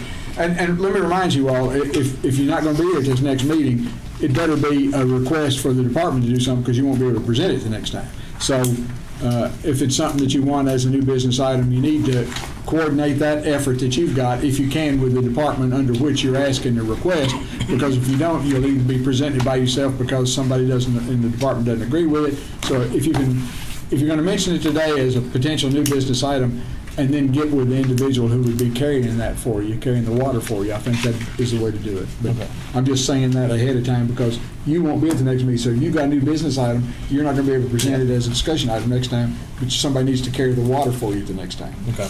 Go ahead, Jerry, you're first. I've received requests from members in my district for an additional traditional black powder hunt, annual statewide muzzle loader flintlock only. I would like to ask Wildlife to look into this and send me the findings and see what other states are doing around this time with that, and just provide me with the information that we would need to move forward, if it's possible at all. Could you help me with that, Ben? Yes, sir. Yeah, I appreciate that you're doing it that way, because I believe that involves some department instead of some independent thing. I think that helps, because it'll help you all coordinate statistics and your concerns. So I applaud that idea, instead of just kind of taking it out on your own, and then the next thing you know, you're stuck with whatever you want to do, maybe not what somebody else agrees with. Right, but it's one flintlock only. And Ben, you'll work with Commissioner Farrell to help get some of that information together about other states. Okay. Now you've got one. Yeah, I've got, as a result of Dr. Floyd's hunting thing, I got numerous points of feedback that the hunters in the second district want us to look into. So I'm going to ask Ben if you can do some research on a few topics and potentially bring back recommendations. The first one is looking and seeing how many of the antlerless additional deer permits we sell, and see if that's a significant amount of revenue, and that if potentially removing that might help increase harvest from people not having to buy 10 or 20 of those additional permits. The second thing is, overwhelmingly, my district is wanting us to look at the non-resident fees again for hunting, and see how we compare not to surrounding states, but to the value of our resource. So other states that are popular for Boone and Crockett or Pope and Young trophies, and price according to the states that are not just Tennessee, where you can kill a couple bucks in the surrounding states. We need to value our resource for what we have and why people come to us, and then also proximity to the southeast that doesn't have it, and look at that. And then the last thing is, you all pulled me some data on resident versus non-resident harvest on public land. And since 2015, we're on an upward trajectory, and we were at 16%, hovered around 16 to 17% prior to 2014 and through 2016, and it's kind of been on an upward trajectory. And this year we're at 26% of the deer harvested on our WMAs are by non-residents, And so take a look at that, see what impact we're having, out-of-state hunters are having on that, and maybe that is a consideration into the pricing point to reduce pressure on our public lands. Because I've got a very large one in my district, and a lot of locals hunt it, and they're seeing an exorbitant amount of non-resident hunters come in there, and the take is almost doubled in that 10-year time frame. That's it. Is that good with you, Ben? Thank you. And you have something you want to say? Yeah, received and have, we've discussed before and talked about this in terms of possibly having a requirement for WMA use on the properties that we own, that they'd be required to have a license, people using that for any activity they're doing on a WMA. Now, when you say about license, you mean a permit to be on the property, not necessarily a fishing license or... Yeah, or require a hunting or fishing license. That be taken up and discussed. Yeah, I think that was, hammered I out. think that's one of Mr. Morris's requests, that he... Yes. I think that was in his letter, if I And we've recall. talked about it. And some states do that, I do know that. If you're on that public land, you've got to have a permit to be on there, whether it's $10. Yes, sir. This has come up sporadically. I'll try to be extremely brief and then answer any questions you have. What we have here is a statutory issue. Yes. We do not have statutory authority to require a license for use of WMA. We also have the complexity of federal lands. As we talked about earlier in some of the regulations that are proposed, many of our WMAs are on federal land, and they will not allow us to require a license to access. So is it statutory on on Peabody then? It's written in statute that Peabody can charge, and it's specific to Peabody? That one is in regulation, so that we own it, we can specify it on that particular property. It's not an issue similar to Otter Creek. But can we The do that trouble is on doing any it property on a we larger own? scale, like statewide, on all WMAs. And that's the point. Can we do it on properties we own? Yeah. And why not? I understand there's some federal issues doing it on like Bear River WMA, which is Army Corps of Engineer, but at least for the ones identifying the ones that we own and we can do it to, I think that's what Ralph. Maybe to modify what you're saying, ask for a list of state-owned lands that we require a permit and ones that we don't have a permit required for. Or we could. Yeah, ones that don't have it and ones that do. That we own. So you'll look into that? We can do that. I really think, gentlemen, that this may be the way to be. So it's not accidentally confused as new business. It's a request to go on the record as saying, because that's what the confusion we ran in with Mr. Morgan. He perceived it as new business, and it kind of is, but if it's not written down there. So this request of can we look into business, it prepares you for a new business item to be listed. That way there's absolutely no confusion. Correct. So I think this is the way to do it. I mean, and a new chairman may decide differently, but I think will cut down on confusion, and it will help the individual making the request work with a department individual who can then say, no, that's a terrible idea, or no, that's a good idea, we'll look into it for you. So, and get statistics and numbers. So that's helpful. Okay, the next item on our agenda today is public comments, and I think Lisa is going to either read some and then announce, have you got people signed up to speak? Yes, sir. We do. Okay. You've got that list? And you're going to read the ones that were sent in, aren't you? Yes, sir. Okay. But prior to that, you're going to read the requirements for public speaking, aren't you? Yes, sir. Thank you so much. Thank you. Public comments regarding new business items or discussion items on the agenda may be submitted by email to fw.publicaffairs@ky.gov. Emailed comments received by 5 p.m. Eastern 2 days preceding the meeting date will be distributed to all commission members on the day prior to the meeting and read by KDFWR staff during the commission meeting for up to 3 minutes total per commenter, time permitting, and at the discretion of the commission chair. Emailed comments allowed commission members adequate time for consideration and correspondence if necessary, and they allow the commission to conduct business more efficiently during meetings. Note, a commenter's contact information is not required for emailed comments, but will be necessary if a response is requested, and other than name and affiliation, it will not be publicly disclosed if provided. Anonymous comments will be distributed to the commission members but may not be read during the meeting. The commission chair reserves the right to not read publicly any comments that are libelous, profane, derogatory of others, not pertaining to business items on the meeting agenda, or redundant with other comments. Questions will receive an email response.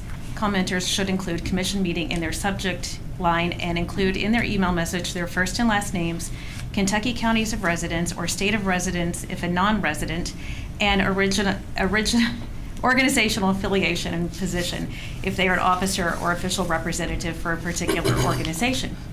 In-person attendees of meetings may also request to speak up to 3 minutes total per commenter on new business items or discussion items on the agenda, but will be required to sign in on the public comment request form on the table at the meeting room entrance by 9 a.m. Eastern on the day of the meeting, and provide name, county, and state of residence, organization represented, and official position, if applicable, and agenda items being addressed. Commenters who speak in person will not have their emailed comments read publicly at the meeting and are asked to avoid voicing comments that are redundant with others speaking prior to them during the allotted public comments timeframe. I will now read emailed comments up to 3 minutes per person on new business or discussion items. We received 2 such email comments. Please proceed. Thank you. The first comment is from Roger Humphrey of Crittenden, Kentucky. He says, I am writing to you to express my concerns on the Department of Fish and Wildlife proposal to change the requirements of fishing guide license requirements. As for myself, I am totally opposed to these radical proposals, raising the fees for a yearly license from $150 to $300.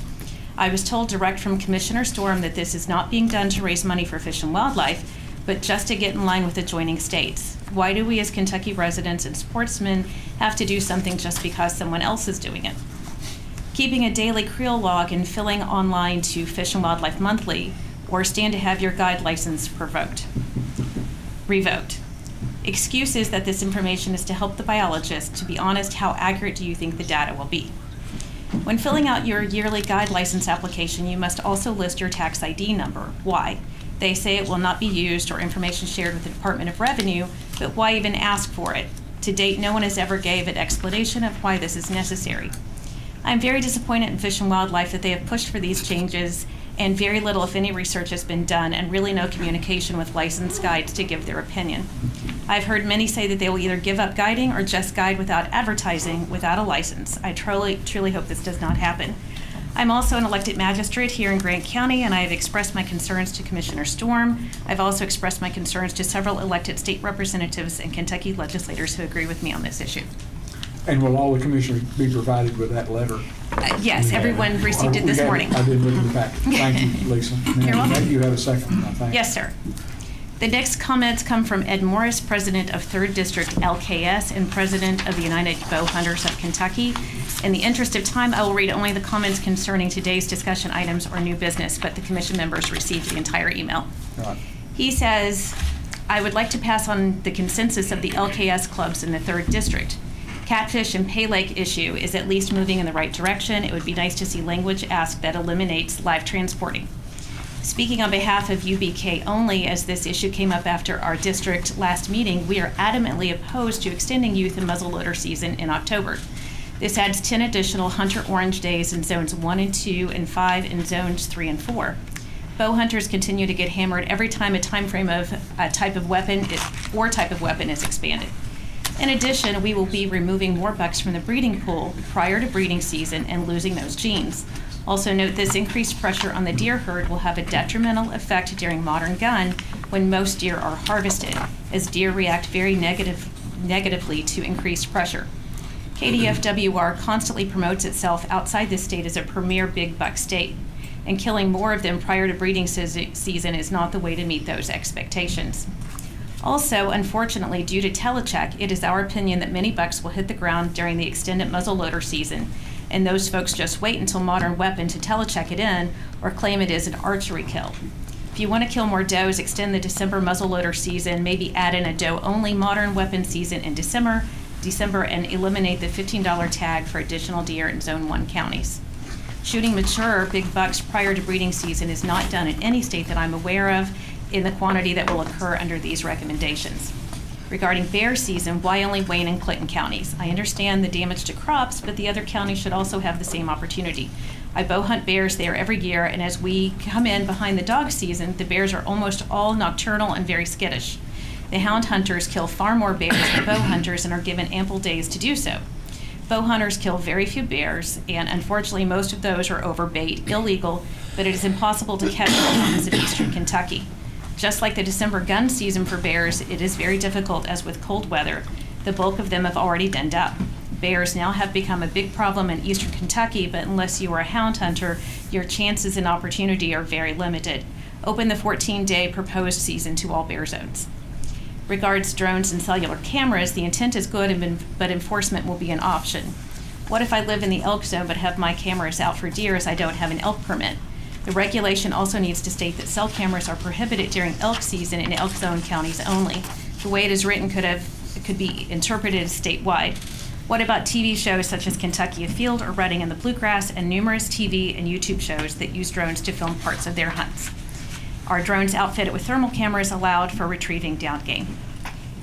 That concludes his comments. Thank you. Thank you for reading those. And again, all commissioners will have copies of those letters in their entirety. I think she had to abbreviate that one for time, but we'll have those for you all to peruse too. If you don't, I think they're in the packet in their entirety. Did you have something? No, sir. Okay, that we have 3 people signed up to speak publicly. Let me remind you, gentlemen, I have 3 here to be sure and state your name and the county from which you are, and if you represent any club. If you're representing, you're not just a member. If you're representing their opinion, that would be useful too. The first one signed up here is Sean Altizer.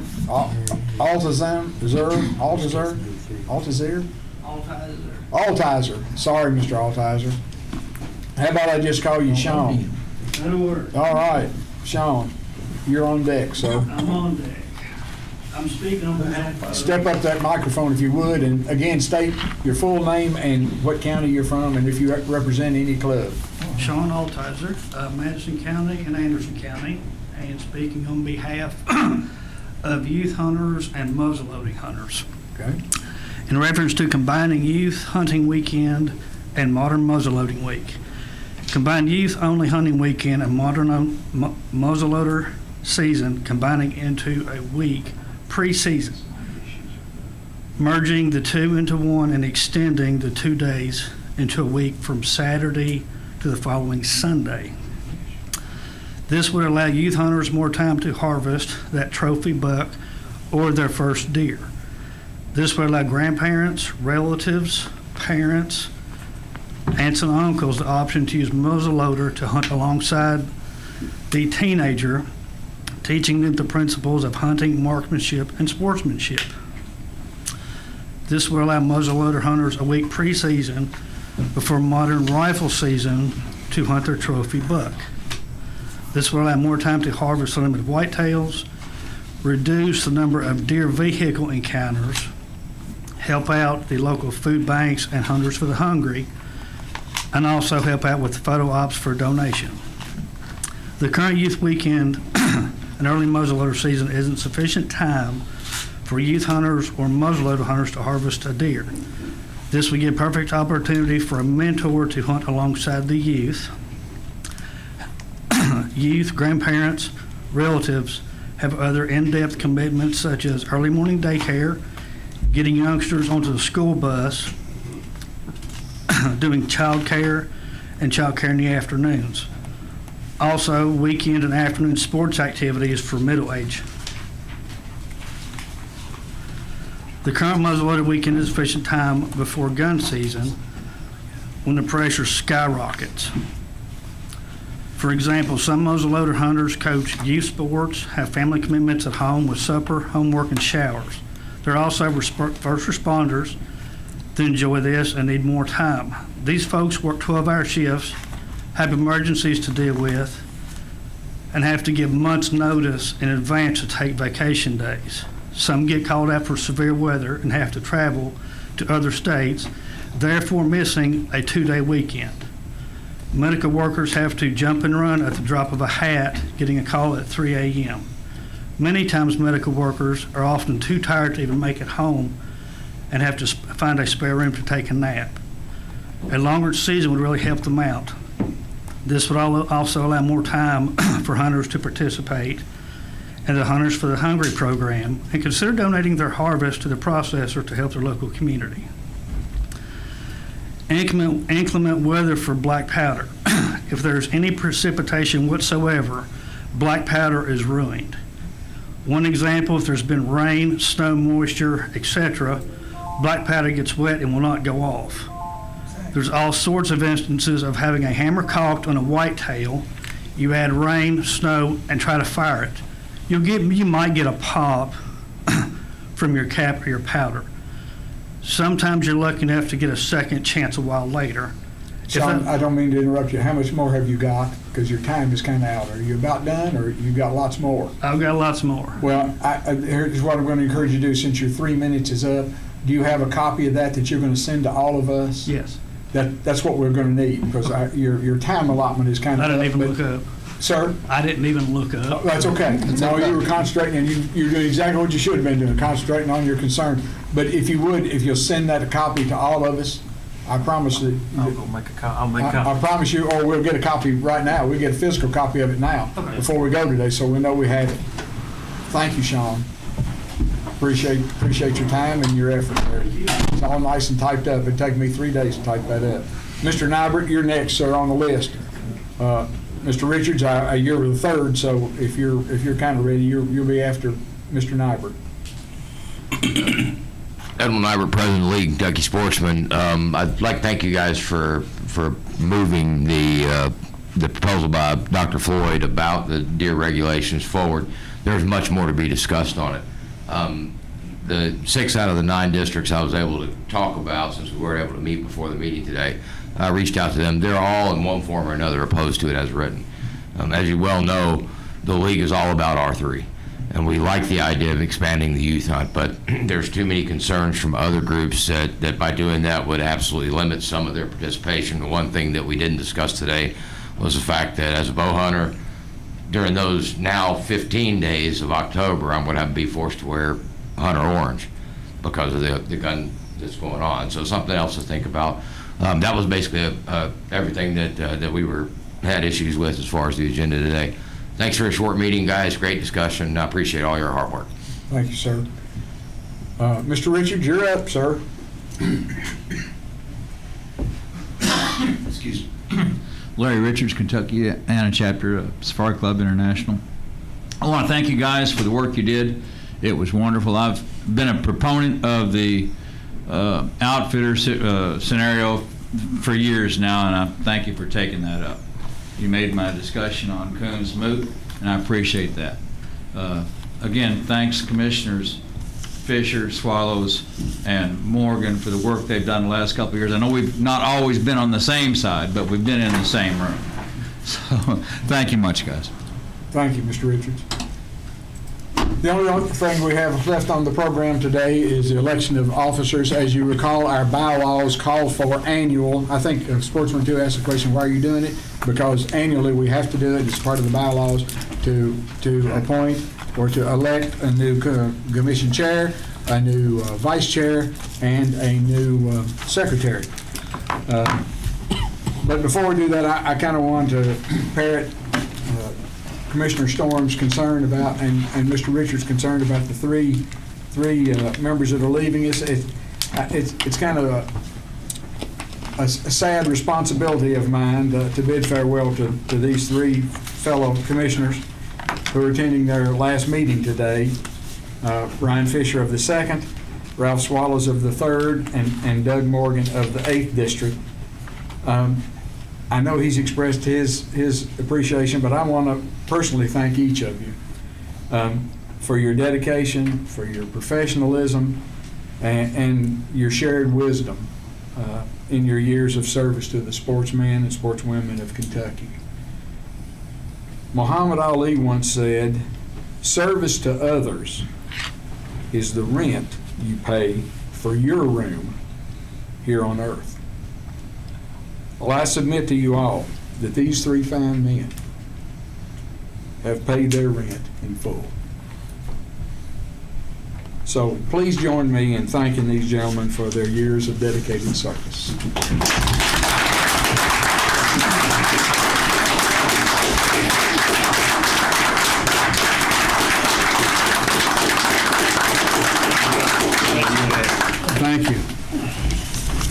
So my last duty as chairman is going to be to place on the floor nominations, any nominations you have. Us three gonna get to say? Yes, but I'm going to let you do. I'm going to let you all make a little statement. Would you rather do that now? Make your statement. Yes. Okay. Yeah.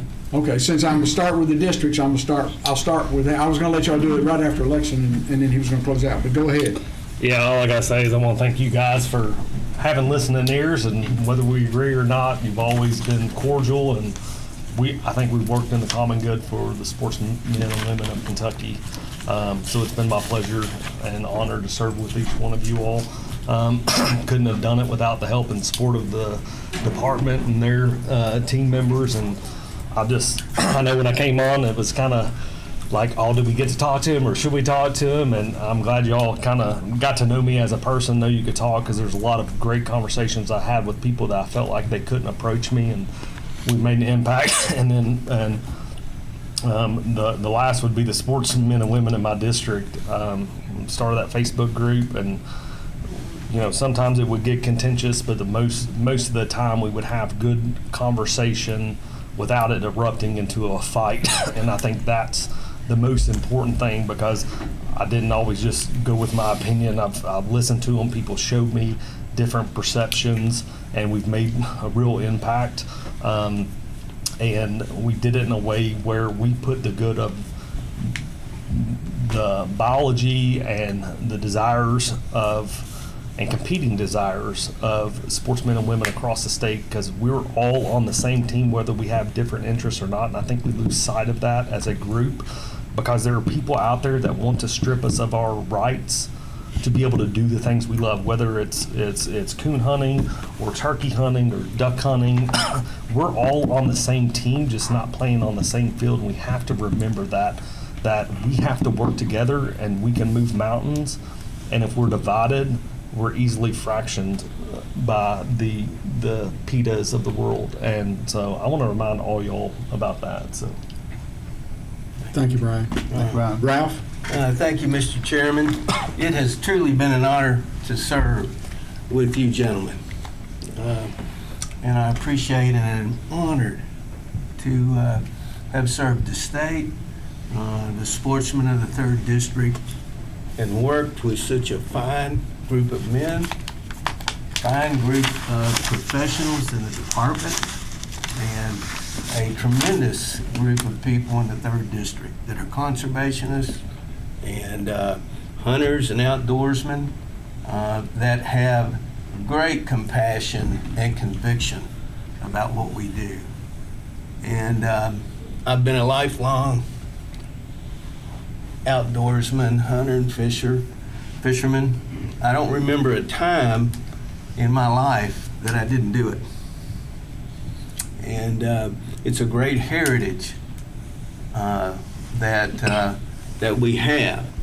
And as I think about this, the Bible says that God put eternity in the hearts of men, that there would be something more to this great creation than just what we know now. And I believe that truly. I also believe that God put a different touch or a spot in the heart of sportsmen and women. And we love it. We believe and are compassionate about it. And it makes us, or it makes us who we are. It's a fabric of our life. And we share that in common. That's the common bond. And I think it's important to note that, and Brian alluded to it, that we have differences of opinion. We have different ideas. But we are combined and bonded together by that one thing, and it's the care of the resource. It's the care of what we do. And we need to always keep that in mind, because I've always believed that we all want the same thing. We all want to protect the resource. We all want to bring new people in. We want to share that with our families, and we want to preserve it. The commissioner is supposed to keep a watchful eye on the agency. And I'm really confident in the leadership of Rich Storm and what he's doing. I'm confident in the professionalism of his staff, and I think Kentucky is really fortunate to have the people in place that they have right now. And it is truly an honor to serve and to have been a part of it. So thank you. Thank you. Doug? Well, I thought about this a lot. I'm sure you did. And I thought about when I was a very, very young man, I was at the kitchen table with my father, and I said, Dad, those cats out there in that barn kept me up half the night. I never heard such a racket. And he looked at me, and I said, what was going on? And he looked at me for a second. He said, well, Doug, the only thing I can tell you is all that's going to happen is we're going to have more cats. And I kind of liken that to this, you know. Everybody here is here for the right reason, whether you're out there or up here. We all want what's best for the department, and we want what's best for the sportsmen. And we get done at the end of the day, we agree on something and move on. And that's what has to work. And I'm just thankful that I live in a state where that's possible. Most states do not have this. And I'm proud to serve with each one of you gentlemen, and you are gentlemen, every one of you. And I'm proud to have worked with the department and the sportsmen. It's been a lovely opportunity for me. And I look forward to going on to my retirement. My meeting is next week. I won't be there. I encourage all good sportsmen to run for this seat, but get ready to go to work if you take it. That's all I got. Well, thank you, gentlemen, for your passionate words and for your dedicated service again. We don't have enough time to go into the details of what all you all mean to me and how much work you've done. And you're right, Doug, there's a tremendous amount of work to being a district commissioner. It's not just answering a couple of emails. It takes a lot of your time, so thank you all. The last duty as chairman is to hold this election. I'm going to open the floor, if you recall, for election of officers. We do not have to have a second. We'll place the names in nomination of whoever you want, and then when we feel like we have run out of nominees, then we'll close that and vote. So I'll open it up for the chairman. I'd like to nominate Josh. We have a nomination for Josh Lillard as the chairman. We don't have to have a second. That's nice that you have. There are other nominations for chairman of the commission. Yes, sir. I can nominate Josh as well. Okay. So I got an affirmation of a nomination instead of a second. Are there any further nominations for any other individual? Then those nominations close. And I believe, according to Robert's rules, you still have to vote, right? Because there's no motion of acclamation, so you still have to vote. So, Mr. Secretary, would you do a vote count? I would. Commissioner Floyd? Aye. Commissioner Fisher? Aye. Commissioner Swallows? Aye. Commissioner Cecil? Aye. Commissioner Lillard? Aye. Commissioner Farrell? Aye. Commissioner Horn? Aye. And I vote aye. And that vote is unanimous. Congratulations, Mr. Chairman-elect. Thank you. And I'm going to hand you this gavel and let you do the last two and close this meeting. You'll be real popular for closing out the meeting, starting right off. Didn't that have a lady observation? Yes, we do. We'll have to go to closed session. You do a gavel passing. There you go. Good. Okay, I'm going to step out of the way and let May you I do make an observation, Mr. Chairman? Yes. Look at the difference in the amount of hair between our chairmen. I'm